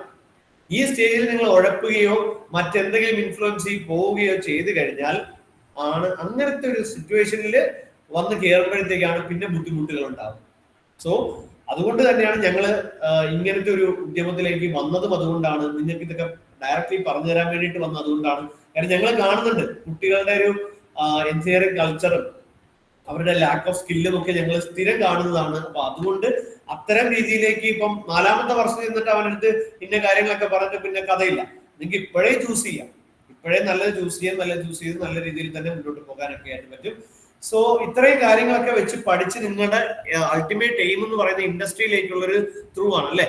അങ്ങനെ ഇൻഡസ്ട്രിയിലേക്ക് ഒരു ത്രൂ വരണമെങ്കിൽ നിങ്ങൾ ശരിക്കും നിങ്ങൾക്ക് വേണ്ടി പഠിക്കരുത്, നിങ്ങളുടെ ടീച്ചേഴ്സിന് വേണ്ടി പഠിക്കരുത്, വീട്ടുകാർക്ക് വേണ്ടി പഠിക്കരുത്, സൊസൈറ്റിക്ക് വേണ്ടി പഠിക്കരുത്, ആർക്ക് വേണ്ടി പഠിക്കരുത്. മറിച്ച് നിങ്ങൾ നാളെ ഒരു ജോലിയാണ് എക്സ്പെക്ട് ചെയ്യുന്നതെങ്കിൽ ആ ജോലി തരാൻ പോകുന്നയാള് നിങ്ങളിൽ നിന്ന് എന്തൊക്കെയാണോ എക്സ്പെക്ട് ചെയ്യുന്നത് ആ എക്സ്പെക്ടേഷൻസ് വൺസ് മീറ്റ് ചെയ്യുമ്പോഴായിരിക്കും നിങ്ങൾക്ക് അവിടെ ജോലി ഉണ്ടാവുക അല്ലെ. അപ്പൊ ഞാൻ ഇവിടെ ഒരു ഫാക്കൽറ്റീനെ ഹയർ ചെയ്യാണ്. ആസ് എ ഫാക്കൽറ്റി അയാളിൽ നിന്ന് ഞാൻ എക്സ്പെക്ട് ചെയ്യുന്നത് എന്താ? നല്ല നോളജ് ഉണ്ടാവണം, നല്ല പ്രസന്റേഷൻ സ്കിൽ ഉണ്ടാവണം, സ്റ്റുഡൻസുമായിട്ടുള്ള HR റിലേറ്റഡ് ആയിട്ടുള്ള ആക്ടിവിറ്റീസ് നല്ലതായിരിക്കണം അല്ലെ, നല്ല ഫ്ലെക്സിബിൾ ആയിരിക്കണം. ഇങ്ങനെയുള്ള കാര്യങ്ങളായിരിക്കും ഞാൻ എക്സ്പെക്ട് ചെയ്യുന്നത് അല്ലെ. ആ എക്സ്പെക്ടേഷൻസ് മീറ്റ് ചെയ്യുന്ന ഒരു കാൻഡിഡേറ്റ് എന്റെ മുന്നിൽ വന്നാൽ മാത്രമേ അവിടെ എംപ്ലോയ്മെന്റ് പോസിബിൾ ആവുന്നുള്ളൂ അല്ലെ. അപ്പൊ അതാണ് നിങ്ങൾ നോക്കേണ്ടത്. ഇൻഡസ്ട്രി എന്താണോ എക്സ്പെക്ട് ചെയ്യുന്നത് ഫ്രം എൻ എഞ്ചിനീയർ, എന്താണോ എക്സ്പെക്ട് ചെയ്യുന്നത്, നിങ്ങൾക്ക് നാളെ ജോലി തരാൻ പോകുന്ന എംപ്ലോയർ നിങ്ങളിൽ നിന്നാണോ എക്സ്പെക്ട് ചെയ്യുന്നത്, ആ കാര്യങ്ങളിൽ കൂടുതലായിട്ടും ഇമ്പോർട്ടൻസ് കൊടുത്ത് പഠിക്കുക. 4 വർഷം അതിനെ മാത്രം ഇമ്പോർട്ടൻസ് കൊടുത്ത് പഠിക്കുക. അങ്ങനെ പഠിക്കുമ്പോൾ പാരലലി നിങ്ങളുടെ മാർക്കും കാര്യങ്ങളും ഒക്കെ കൂടി വന്നോളും. അത് I M dam sure about that. അപ്പോൾ എന്തൊക്കെയാണ് എക്സ്പെക്ടേഷൻസ് വെച്ച് കഴിഞ്ഞാൽ, first of all and the prime one is practical knowledge. Practical knowledge നല്ലപോലെ ഉണ്ടാവുക. ഇൻഡസ്ട്രിയിൽ യൂസ് ചെയ്യുന്ന സോഫ്റ്റ്വെയറുകളെ കുറിച്ച് നല്ലപോലെയുള്ള നോളജ് ഉണ്ടാവുക. ഇൻഡസ്ട്രിയിലെ പ്രൊജക്ടുകളെ കുറിച്ച്, ആ പ്രൊജക്ടുകളിലേക്കുള്ള എക്സ്പോഷറും അതെങ്ങനെയാണ് ക്യാരി ഔട്ട് ചെയ്യുന്നതും എന്നുള്ള കാര്യങ്ങളെ കുറിച്ച് നല്ലപോലെ അറിഞ്ഞിരിക്കുക. ലീഗൽ പരമായിട്ടുള്ള കാര്യങ്ങൾ അറിഞ്ഞിരിക്കുക. ടെക്നോളജി അപ്ഡേഷൻസ് അറിഞ്ഞിരിക്കുക. നിങ്ങളുടെ ഫീൽഡിലുള്ള കാര്യങ്ങളാണ് ഞാൻ ഈ പറഞ്ഞത്. ഒരു സിവിൽ എഞ്ചിനീയർ ആണ്, സിവിൽ എഞ്ചിനീയറിംഗ് ആണ് നിങ്ങൾ ചൂസ് ചെയ്തെങ്കിൽ കൺസ്ട്രക്ഷൻ റിലേറ്റഡ് ആയിട്ടുള്ള പ്രാക്ടിക്കൽ നോളജ് നിങ്ങൾക്ക് ഉണ്ടാവണം. അതിൽ യൂസ് ചെയ്യുന്ന സോഫ്റ്റ്വെയർ നോളജുകൾ ഉണ്ടാവണം. അത്തരം പ്രൊജക്ടിലേക്കുള്ള എക്സ്പോഷർ ഉണ്ടാവണം. അവിടുത്തെ ലീഗൽ ആസ്പെക്ട്സ് അറിഞ്ഞിരിക്കണം. ടെക്നോളജി അപ്ഡേഷൻസ് നല്ലപോലെ നിങ്ങൾക്ക് ഉണ്ടാവണം. അവിടെ യൂസ് ചെയ്യുന്ന ബ്രാൻഡുകളും അതിന്റെ മാർക്കറ്റും കാര്യങ്ങളും അറിഞ്ഞിരിക്കണം. ആൻഡ് അപ്പാർട്ട് ഫ്രം ബ്രാഞ്ചസ്, നിങ്ങൾക്ക് അപ്പാർട്ട് ഫ്രം ടെക്നിക്കൽ സ്കിൽസ് നിങ്ങൾക്ക് നല്ല കമ്മ്യൂണിക്കേഷൻ സ്കിൽ ഉണ്ടാവണം. കമ്മ്യൂണിക്കേഷൻ സ്കിൽ എന്ന് പറയുമ്പോൾ ഇംഗ്ലീഷിൽ ബ്ലാ ബ്ലാ ബ്ലാ പറയുക മാത്രമല്ല, അത് വേണം. അത് കൂടാതെ ആസ് എൻ എഞ്ചിനീയർ നിങ്ങളുടെ ജോലി എന്ന് പറയുന്നത് നിങ്ങൾക്ക് താഴെയുള്ള വർക്കറിനെ കൊണ്ടും സൂപ്പർവൈസറിനെ കൊണ്ടും നിങ്ങൾ ഡിസൈൻ ചെയ്ത ആ ഒരു പ്രൊജക്ട് ഇംപ്ലിമെന്റ് ചെയ്യിക്കുക എന്നുള്ളതാണ്. അപ്പൊ നിങ്ങൾ പറയുന്ന നിങ്ങളുടെ കമ്മ്യൂണിക്കേഷൻ അവരുമായിട്ട് പ്രോപ്പർ ആയിട്ട് വന്നില്ല എന്നുണ്ടെങ്കിൽ, അവർക്ക് മനസ്സിലായില്ല എന്നുണ്ടെങ്കിൽ ഒബ്വിയസ്ലി ആ പ്രൊജക്ടിന്റെ എഫിഷ്യൻസി വളരെ കുറവായിരിക്കും. സോ എല്ലാ രീതിയിലുള്ള ആളുകളോടും സംസാരിക്കാനുള്ള കമ്മ്യൂണിക്കേഷൻ സ്കിൽ ഉണ്ടാവുക. കമ്മ്യൂണിക്കേഷൻ സ്കില്ല് വരിക എപ്പോഴും കോൺഫിഡൻസിൽ നിന്ന് മാത്രമായിരിക്കും. സോ അതിനുള്ള കോൺഫിഡൻസ് നിങ്ങൾ ഗെയിൻ ചെയ്തെടുക്കുക. And the next one is financial management. അത് ഏത് മനുഷ്യനും ആവശ്യമുള്ള ഒരു കാര്യമാണ്, അല്ലെ? നല്ല രീതിയിൽ ഫിനാൻസ് മാനേജ് ചെയ്യാനായിട്ട് അറിയുക. നിങ്ങളുടെ ഫിനാൻസ് ആയിക്കോട്ടെ, നാളെ നിങ്ങളുടെ കമ്പനിയിലേക്ക് വന്നു കഴിഞ്ഞാൽ കമ്പനിയുടെ ഫിനാൻസ് ആയിക്കോട്ടെ, ഇതൊക്കെ നല്ലപോലെ മാനേജ് ചെയ്യാനായിട്ടുള്ള ഒരു മെച്ചൂരിറ്റി, മാനേജ് ചെയ്യാനായിട്ടുള്ള ഒരു കേപ്പബിലിറ്റി നിങ്ങൾക്ക് ഉണ്ടാവണം. അപ്പൊ ഇത്രയും കാര്യങ്ങളൊക്കെ ആണ് ശരിക്കും ഒരു എംപ്ലോയർ നിങ്ങളിൽ നിന്ന് എക്സ്പെക്ട് ചെയ്യുന്നത്. സോ ഇത്രയും കാര്യങ്ങളൊക്കെ ഓക്കെ ആണെങ്കിൽ നിങ്ങൾക്ക് നല്ല രീതിയിൽ 4 വർഷം എഞ്ചിനീയറിംഗ് പഠിക്കാൻ പറ്റും. അങ്ങനെ പഠിച്ചിട്ട് നല്ലൊരു ജോലിയിലേക്ക് എത്താനും പറ്റും. സോ അവിടെ റേസ്ഡ് ആവുന്ന ഒറ്റ ചോദ്യം ഇതാണ്, എഞ്ചിനീയർ സ്കിൽഡ് ആണോ അല്ലയോ എന്നുള്ളൊരു ചോദ്യം മാത്രമാണ് അവിടെ വരുന്നത്. അതിന്റെ ഉത്തരം യെസ് എന്നാണെങ്കിൽ, yes the engineer is A skilled one എന്ന് പറയാൻ പറ്റുമെങ്കിൽ നിങ്ങൾ ഉറപ്പിച്ചോ, നിങ്ങൾക്ക് നല്ല ജോലി തന്നെ നിങ്ങൾ ഉദ്ദേശിക്കുന്ന കമ്പനികളിൽ തന്നെ എത്തിപ്പെടാനായിട്ട് സാധിക്കും. യാതൊരു സംശയവും അക്കാര്യത്തിൽ വേണ്ട. നിങ്ങൾ സ്കിൽഡ് ആണെങ്കിൽ നല്ലൊരു എഞ്ചിനീയർ ആയിട്ട് ഓരോ വർഷവും നിങ്ങളുടെ സ്കില്ല് പോളിഷ് ചെയ്തുകൊണ്ടേയിരിക്കുക. ഓരോ വർഷവും നിങ്ങളുടെ സ്കില്ല് പോളിഷ് ചെയ്തുകൊണ്ടിരിക്കുക. അങ്ങനെ at the end of the course ഇൻഡസ്ട്രിക്ക് വേണ്ടുന്ന ഒരു എഞ്ചിനീയർ ആയിട്ടാണ് നിങ്ങൾ ഇറങ്ങുന്നതെങ്കിൽ ഒബ്വിയസ്ലി ഇൻഡസ്ട്രിക്ക് നിങ്ങൾ വേണം. നല്ല റെമ്യൂണറേഷൻ കൊടുത്ത് നല്ല ജോബ് റോൾ തന്ന് കൊത്തിക്കൊണ്ടു പോകാനായിട്ട് കമ്പനീസ് ഒരുപാട് ഇവിടെ ഉണ്ട്. ഓക്കെ, സോ അപ്പോൾ ഇത്രയാണ് എഞ്ചിനീയറിംഗിനെ കുറിച്ചിട്ടും എഞ്ചിനീയറിംഗ് എങ്ങനെ പഠിക്കണം എന്നുള്ളതിനെ കുറിച്ചും, എങ്ങനെ ബ്രാഞ്ച് സെലക്ട് ചെയ്യണം, ഏത് കോളേജ് സെലക്ട് ചെയ്യണം, എങ്ങനെ കോളേജിനെ സെലക്ട് ചെയ്യണം എന്നുള്ളതിനെ കുറിച്ചും, ഇൻഡസ്ട്രിയിലേക്കുള്ള എക്സ്പെക്ടേഷൻസ് എന്താണെന്നുള്ളതിനെ കുറിച്ചൊക്കെ ഒരു ബ്രീഫ് ഐഡിയ ഇതാണ്. അപ്പോൾ ആർക്കേഡിന് ശരിക്കും ഞങ്ങൾക്ക് ഇത് പറയാൻ സാധിക്കുന്നത്, ഞങ്ങൾക്ക് തന്നെ ഞങ്ങളുടെ ഷാർജ ബേസ് ചെയ്തിട്ടുള്ള ഞങ്ങളുടെ ഓവർസീസ് കമ്പനി ഉണ്ട്. It's called step global corporate solutions LLC. Basically UAE-യിലുള്ളതും ഇന്ത്യയിലുള്ളതുമായിട്ടുള്ള കമ്പനികൾക്ക് കേരളത്തിലെയും തമിഴ്നാട്ടിലെയും കർണാടകയിലെയും ഒക്കെയുള്ള എഞ്ചിനീയറിംഗ് കാൻഡിഡേറ്റ്സിന് കണക്ട് ചെയ്ത് കൊടുക്കുന്ന ഒരു കമ്പനിയാണ്. സോ ഞങ്ങൾക്ക് നല്ല രീതിയിൽ അറിയാം എന്താണ് ഇൻഡസ്ട്രി ഡിമാൻഡ് ചെയ്യുന്നത്, ഓരോ കമ്പനീസിനും ഏത് തരം എഞ്ചിനീയേഴ്സിനെയാണ് ആവശ്യം എന്നുള്ളത് അറിയാം. അതില് നല്ല കുട്ടികളെ കിട്ടുന്നുണ്ടോ ഇല്ലയോ എന്നുള്ളതും കുട്ടികളുടെ ഭാഗത്തുള്ള ആറ്റിറ്റ്യൂഡ് എന്താണെന്നുള്ളതും ഒക്കെ നല്ലപോലെ അറിയാവുന്നത് കൊണ്ടാണ് ഇന്ന് ഈ ഒരു സെഷൻ നമുക്ക് ചെയ്യണം എന്ന് ഞങ്ങൾ തീരുമാനിച്ചതും അതുകൊണ്ട് തന്നെയാണ്. അപ്പോ ആർക്കേറ്റ് ഈ പറഞ്ഞ പോലെ 2015 തുടങ്ങിയ ഒരു എഞ്ചിനീയറിംഗ് കമ്മ്യൂണിറ്റിയാണ്. എഞ്ചിനീയേഴ്സിന് വേണ്ടിയുള്ള സകലമാന സ്കിൽ ട്രെയിനിങ്ങും ഇൻഡസ്ട്രിക്ക് വേണ്ടുന്ന തരത്തിലുള്ള ഇൻഡസ്ട്രി റെഡി എഞ്ചിനീയർ ആയിട്ട് മാറ്റാനായിട്ട് ഏതൊരു എഞ്ചിനീയർ, സിവിൽ എഞ്ചിനീയർ ആയിക്കോട്ടെ, മെക്കാനിക്കൽ ആയിക്കോട്ടെ, ഇലക്ട്രിക്കൽ ആയിക്കോട്ടെ, ഇലക്ട്രോണിക്സ്, കമ്പ്യൂട്ടർ സയൻസ്, ഏത് ടൈപ്പ് ഓഫ് എഞ്ചിനീയേഴ്സ് ആയിക്കോട്ടെ, അവർക്ക് വേണ്ടുന്ന അവരുടെ ഇൻഡസ്ട്രി ബേസ് ചെയ്തിട്ടുള്ള എല്ലാ സ്കിൽസും ഇമ്പാർട്ട് ചെയ്തുകൊണ്ട് ആ ഇൻഡസ്ട്രിയിലേക്ക് അവരെ പിടിച്ചു കയറ്റി കൊടുക്കുന്ന ഒരു പ്ലാറ്റ്ഫോമാണ് ശരിക്കും market school of technical education. കൊല്ലത്ത് 2 ക്യാമ്പസും കൊച്ചിയിൽ 2 ക്യാമ്പസും ഷാർജയിൽ ഞങ്ങളുടെ ഓവർസീസ് ക്യാമ്പസ് ഉണ്ട്. അപ്പോൾ ടോട്ടലി 5 ക്യാമ്പസുകളുള്ള ഒരു വർഷം ഏകദേശം 1500-ൽ പരം വിദ്യാർത്ഥികൾ പഠിച്ചിറങ്ങുന്ന ഒരു സ്ഥാപനമാണ് ആർക്കേറ്റ് എന്ന് പറയുന്നത്. സോ ആർക്കേറ്റിന്റെ ഒരു നോൺ പ്രോഫിറ്റ് ഇനിഷ്യേറ്റീവ് ആയിട്ടാണ് ഞങ്ങൾ ഇന്ന് ഈ വെബിനാർ കണ്ടക്ട് ചെയ്തത്. ശരിക്കും എന്താണ് ഈ എഞ്ചിനീയറിംഗ് എന്ന് പറയുന്ന ടോപ്പിക്കില് ഈ ഒരു വെബിനാർ കണ്ടക്ട് ചെയ്തത് അതിന്റെ ഭാഗമായിട്ടായിരുന്നു. സോ എന്തെങ്കിലും കാര്യങ്ങളിൽ ഡൗട്ടോ ചോദിക്കാനോ ഒക്കെ ഉണ്ടെങ്കിൽ നിങ്ങൾക്ക് ചോദിക്കാം. Webinar is open to your questions. So എന്തെങ്കിലും ഡൗട്ടുകളോ കാര്യങ്ങൾ ഉണ്ടെങ്കിൽ നിങ്ങൾക്ക് ചോദിക്കാം. എനിക്ക് അറിയാവുന്നതാണെങ്കിൽ ഞാൻ പറഞ്ഞു.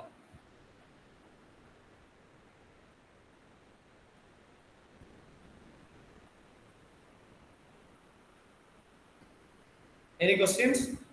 നിങ്ങൾക്ക് ചോദിക്കാൻ മടിയുണ്ടെങ്കിൽ നിങ്ങൾക്ക് ചാറ്റ് ബോക്സിൽ നിങ്ങളുടെ ക്വസ്റ്റ്യൻസ് ഇട്ടാലും മതി. ചോദിക്കാൻ ബുദ്ധിമുട്ടുണ്ടെങ്കിൽ അങ്ങനെ ചെയ്താലും മതി. Okay,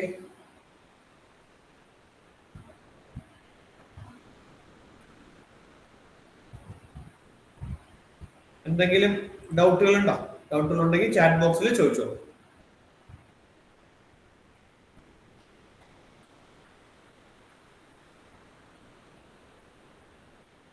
മെക്കോർ electrical confused. സാധ്യത നോക്കേണ്ട കാര്യം എന്ന് പറയുന്നത് ഞാൻ നേരത്തെ പറഞ്ഞ ആ കാര്യങ്ങൾ ഒന്ന് അനലൈസ് ചെയ്തിട്ട് ഒന്ന് നോക്ക്. നിനക്ക് മെക്കാണോ പറ്റുന്നത്, ഇലക്ട്രിക്കൽ ആണോ പറ്റുന്നത് നോക്കും. ഓപ്പർച്യൂണിറ്റീസ് വൈസ് നോക്കുകയാണെങ്കിൽ രണ്ടും ഒരേപോലെ തന്നെയാണ്. നല്ല ഓപ്പർച്യൂണിറ്റീസ് ഉണ്ട്. ഞാൻ പറഞ്ഞ ബാക്കി പറഞ്ഞ ഓരോ കാര്യങ്ങളും കൂടി നോക്കിയിട്ട് മെക്കിന് എന്തോരം ഉണ്ട്, ഇലക്ട്രിക്കൽ എന്തോരം ഉണ്ടെന്ന് നിന്റെ ഭാഗത്തുനിന്നൊരു ചെറിയ ഒരു റിസർച്ച് നടത്ത്. എന്നിട്ടും കൺഫ്യൂഷൻ ഉണ്ടെങ്കിൽ എന്റെ കോണ്ടാക്ട് നമ്പർ ഇതിന്റെ അകത്ത് നമ്മുടെ ടീം ഷെയർ ചെയ്യും. അതിൽ നിങ്ങൾക്ക് ചോദിക്കാം. അത് കൂടാതെ നമ്മളൊരു വാട്സ്ആപ്പ് കമ്മ്യൂണിറ്റി സ്റ്റാർട്ട് ചെയ്യുന്നുണ്ട്. എഞ്ചിനീയറിംഗിലേക്ക് കയറാൻ പോകുന്ന, എഞ്ചിനീയറിംഗിലേക്ക് താല്പര്യമുള്ള ആളുകളുടെ ഒരു വാട്സ്ആപ്പ് കമ്മ്യൂണിറ്റി സ്റ്റാർട്ട് ചെയ്യുന്നുണ്ട്. അപ്പോ നിങ്ങൾ അത് ഇൻട്രസ്റ്റ് ഉള്ളവർ ഉണ്ടെങ്കിൽ ഇൻട്രസ്റ്റഡ് എന്ന് പറഞ്ഞിട്ട് ആ ചാറ്റ് ബോക്സിൽ കൊടുത്തു കഴിഞ്ഞാൽ നിങ്ങൾക്ക് അതിന്റെ ആ ഒരു വാട്സ്ആപ്പ് കമ്മ്യൂണിറ്റിയുടെ ലിങ്കും കാര്യങ്ങളും വരും. അതിനകത്ത് കണ്ടിന്യൂസ് ആയിട്ട് നിങ്ങളുടെ ചോദ്യങ്ങളും നിങ്ങളുടെ ഡൗട്ടുകളും ഒക്കെ ചോദിക്കാം. ഞങ്ങൾ കുറെ എഞ്ചിനീയർമാര് നിങ്ങൾക്ക് വേണ്ടി മാത്രം ₹1 പോലും പ്രതിഫലം വാങ്ങാണ്ട് നിങ്ങളുടെ കൂടെ ഉണ്ടാവും. കറക്റ്റ് ആയിട്ടുള്ള ഗൈഡൻസ് തരാനും. അതിനിപ്പോ ഒരു കോളേജില് ഒരു ബ്രാഞ്ച് സെലക്ട് ചെയ്താൽ പോലും വരുന്ന 4 വർഷം നിങ്ങൾക്ക് വേണ്ടുന്ന എല്ലാ സപ്പോർട്ടും തരാനായിട്ട്, അതും ഫ്രീ ഓഫ് കോസ്റ്റ് എല്ലാ സപ്പോർട്ടും തരാനായിട്ട് ഞങ്ങൾ ഉണ്ടാവും. സോ അങ്ങനെ താല്പര്യമുള്ളവര് ആ ഒരു കമ്മിറ്റിയിൽ കയറാം. അതിന് വേണ്ടിയിട്ട് ഉള്ള കാര്യങ്ങളും നമ്മുടെ ടീം നിങ്ങളിലേക്ക് പേഴ്സണലി എത്തിക്കുന്നതായിരിക്കും. സോ സാധ്യതയുടെ ആ ഒരു ഡൗട്ടുകളും കാര്യങ്ങളും ഞാൻ ഈ പറഞ്ഞതുപോലെ തന്നെ സാധ്യത നോക്കുക. നോക്കിയിട്ട് ഡൗട്ടുകൾ ഉണ്ടെങ്കിൽ എന്റെ കോൺടാക്ട് നമ്പറാണ് ഈ കൊടുത്തേക്കുന്നത് 8089962794. നിങ്ങൾക്ക് വാട്സാപ്പിൽ എന്നെ കണക്ട് ചെയ്യാം. വാട്സാപ്പിൽ കണക്ട് ചെയ്ത് നിങ്ങളുടെ ഡൗട്ടുകളും കാര്യങ്ങളും ഉണ്ടെങ്കിൽ അത് തീർക്കാം. വേണ്ടുന്ന എല്ലാ സപ്പോർട്ടുകളും ഞങ്ങളുടെ ഭാഗത്തുനിന്ന് ചെയ്തു തരാം. Okay, thank U Sajid, thank you for your question. മറ്റെന്തെങ്കിലും ഡൗട്ടുകളോ കാര്യങ്ങളുണ്ടോ? ഏതെങ്കിലും ബ്രാഞ്ച് ഓഫ് സ്റ്റഡിയുടെ ഓപ്പർച്യൂണിറ്റീസിനെ കുറിച്ചോ മറ്റോ എന്തെങ്കിലും ഡൗട്ടുകളോ കാര്യങ്ങളുണ്ടോ? കൂടുതൽ മറ്റു ചോദ്യങ്ങൾ ഇല്ലാന്നുണ്ടെങ്കിൽ നമുക്ക് വൈൻഡപ്പ് ചെയ്യാം. So thank you every one. ശരിക്കും ഈ ഒരു ഞായറാഴ്ച സമയത്തും ഈ ഒരു പീക്ക് ടൈമില് ഈ ഒരു വെബിനാറിന് കയറാനും പ്രത്യേകിച്ച് എഞ്ചിനീയറിംഗിൽ ഇൻട്രസ്റ്റ് കാണിച്ചതിനും ഒക്കെ ആദ്യമായിട്ട് ഒരുപാട് നന്ദി. ആസ് എൻ എഞ്ചിനീയർ ഞാൻ ആ നന്ദി നിങ്ങളോടും എല്ലാവരോടും പറയുകയാണ്. പാരന്റ്സിനോടും സ്റ്റുഡൻസിനോടും ഒക്കെ പറയുകയാണ്. എഞ്ചിനീയറിംഗ് ഒരു വളരെ നല്ല പ്രൊഫഷൻ തന്നെയാണ്. നിങ്ങൾ യാതൊരു ഡൗട്ടും കൂടാണ്ട് ധൈര്യമായിട്ട് മുന്നോട്ട് പോവുക. ഞാൻ ഈ പറഞ്ഞ കാര്യങ്ങൾ നോക്കി മുന്നോട്ട് പോയി കഴിഞ്ഞാൽ യാതൊരു കുഴപ്പമില്ല. അങ്ങനെ നോക്കി പോവുക. All the very best guys. നിങ്ങൾക്ക് വേണ്ടുന്ന എല്ലാ സപ്പോർട്ടുകളും ആർക്കേഡിന്റെ ഭാഗത്തുനിന്ന് ഉണ്ടാവും. ഞങ്ങള് ഇതേപോലെ ഞാൻ നേരത്തെ പറഞ്ഞതുപോലെ ഏകദേശം 70ഓളം എഞ്ചിനീയേഴ്സിന്റെ ഒരു ഹബ്ബാണ്. എല്ലാ ബ്രാഞ്ച് ഓഫ് എഞ്ചിനീയേഴ്സും ഇവിടെ ഉണ്ട്. നിങ്ങൾക്ക് വേണ്ടുന്ന എല്ലാ സപ്പോർട്ടും തരാൻ വരുന്ന 4 വർഷത്തേക്ക് നിങ്ങൾ ഏത് കോളേജിൽ പഠിച്ചാലും ശരി 4 വർഷത്തേക്ക് വേണ്ടുന്ന എല്ലാ സപ്പോർട്ടുകളും തരാനായിട്ട് ഞങ്ങൾ ഉണ്ടാവും കൂടെ. സോ നിങ്ങൾ യാതൊരു തരത്തിലും പേടിക്കേണ്ട. നിങ്ങൾക്ക് നിങ്ങളുടെ കരിയർ മോൾഡ് ചെയ്യാനായിട്ട് ഞങ്ങളും കൂടെ ഉണ്ട്. അത് ഞങ്ങളുടെയും കൂടി ഉത്തരവാദിത്തമാണ്. ആസ് എൻ എഞ്ചിനീയർ ഞങ്ങളുടെയും കൂടി ഉത്തരവാദിത്തമാണ്. സോ ഞങ്ങൾ കൂടി ഉണ്ടാവും. And once again, thank you everyone for joining in this webinar.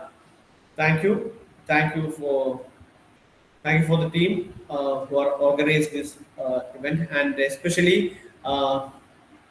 Master Study Center, അതുപോലെ തന്നെ മറ്റ് ട്യൂഷൻ സെന്റേഴ്സ്, സ്പെൻസർ അക്കാഡമി, അതുപോലെയുള്ള എല്ലാ ട്യൂഷൻ സെന്ററുകൾക്കും ഞങ്ങളുമായിട്ട് അസോസിയേറ്റ് ചെയ്ത് കുട്ടികളെ ഈ പറഞ്ഞ വെബിനാറിന്റെ കാര്യങ്ങളൊക്കെ അറിയിച്ച ട്യൂഷൻ സെന്ററുകൾക്കും അവിടുത്തെ എല്ലാ ഒഫീഷ്യൽസിനുമുള്ള നന്ദിയും അറിയിച്ചുകൊള്ളുന്നു. വൺസ് അഗെയിൻ പാരന്റ്സിനും സ്റ്റുഡൻസിനും നന്ദി അറിയിച്ചുകൊണ്ട് നിർത്തുന്നു. Thank you very much. Thank you for joining. Good night. നിങ്ങളുടെ ഫീഡ്ബാക്കുകളും കാര്യങ്ങളും ഒക്കെ അറിയിക്കാനായിട്ട് ഒരു ഗൂഗിൾ ഫോമും കൂടി നിങ്ങൾക്ക് ഇന്ന് ഷെയർ ചെയ്ത് തരും. നിങ്ങൾക്ക് ഇൻഡിവിജ്വലി വാട്സാപ്പിൽ ഷെയർ ചെയ്ത് തരും. ആ ഗൂഗിൾ ഫോമിൽ ഇന്നത്തെ ഈ വെബിനാറിന്റെ എല്ലാവിധ ഫീഡ്ബാക്കുകളും നിങ്ങൾ അറിയിക്കുക. അത് ഞങ്ങൾക്ക് ഇനി അങ്ങോട്ട് എന്തൊക്കെ കാര്യങ്ങൾ കുട്ടികൾക്ക് വേണം എന്നുള്ളതിനെ കുറിച്ചൊക്കെ ഡീറ്റെയിൽ ആയിട്ട് പ്ലാൻ ചെയ്യുന്നതിന് ഉപകാരപ്പെടും. സോ എല്ലാവരും അതുകൂടി ചെയ്യാം. Once again thank you. നാലാമത്തെ അഞ്ചാമത്തെ താങ്ക് യു ആയി. എന്നാലും thank you very much. Thank you. Good night.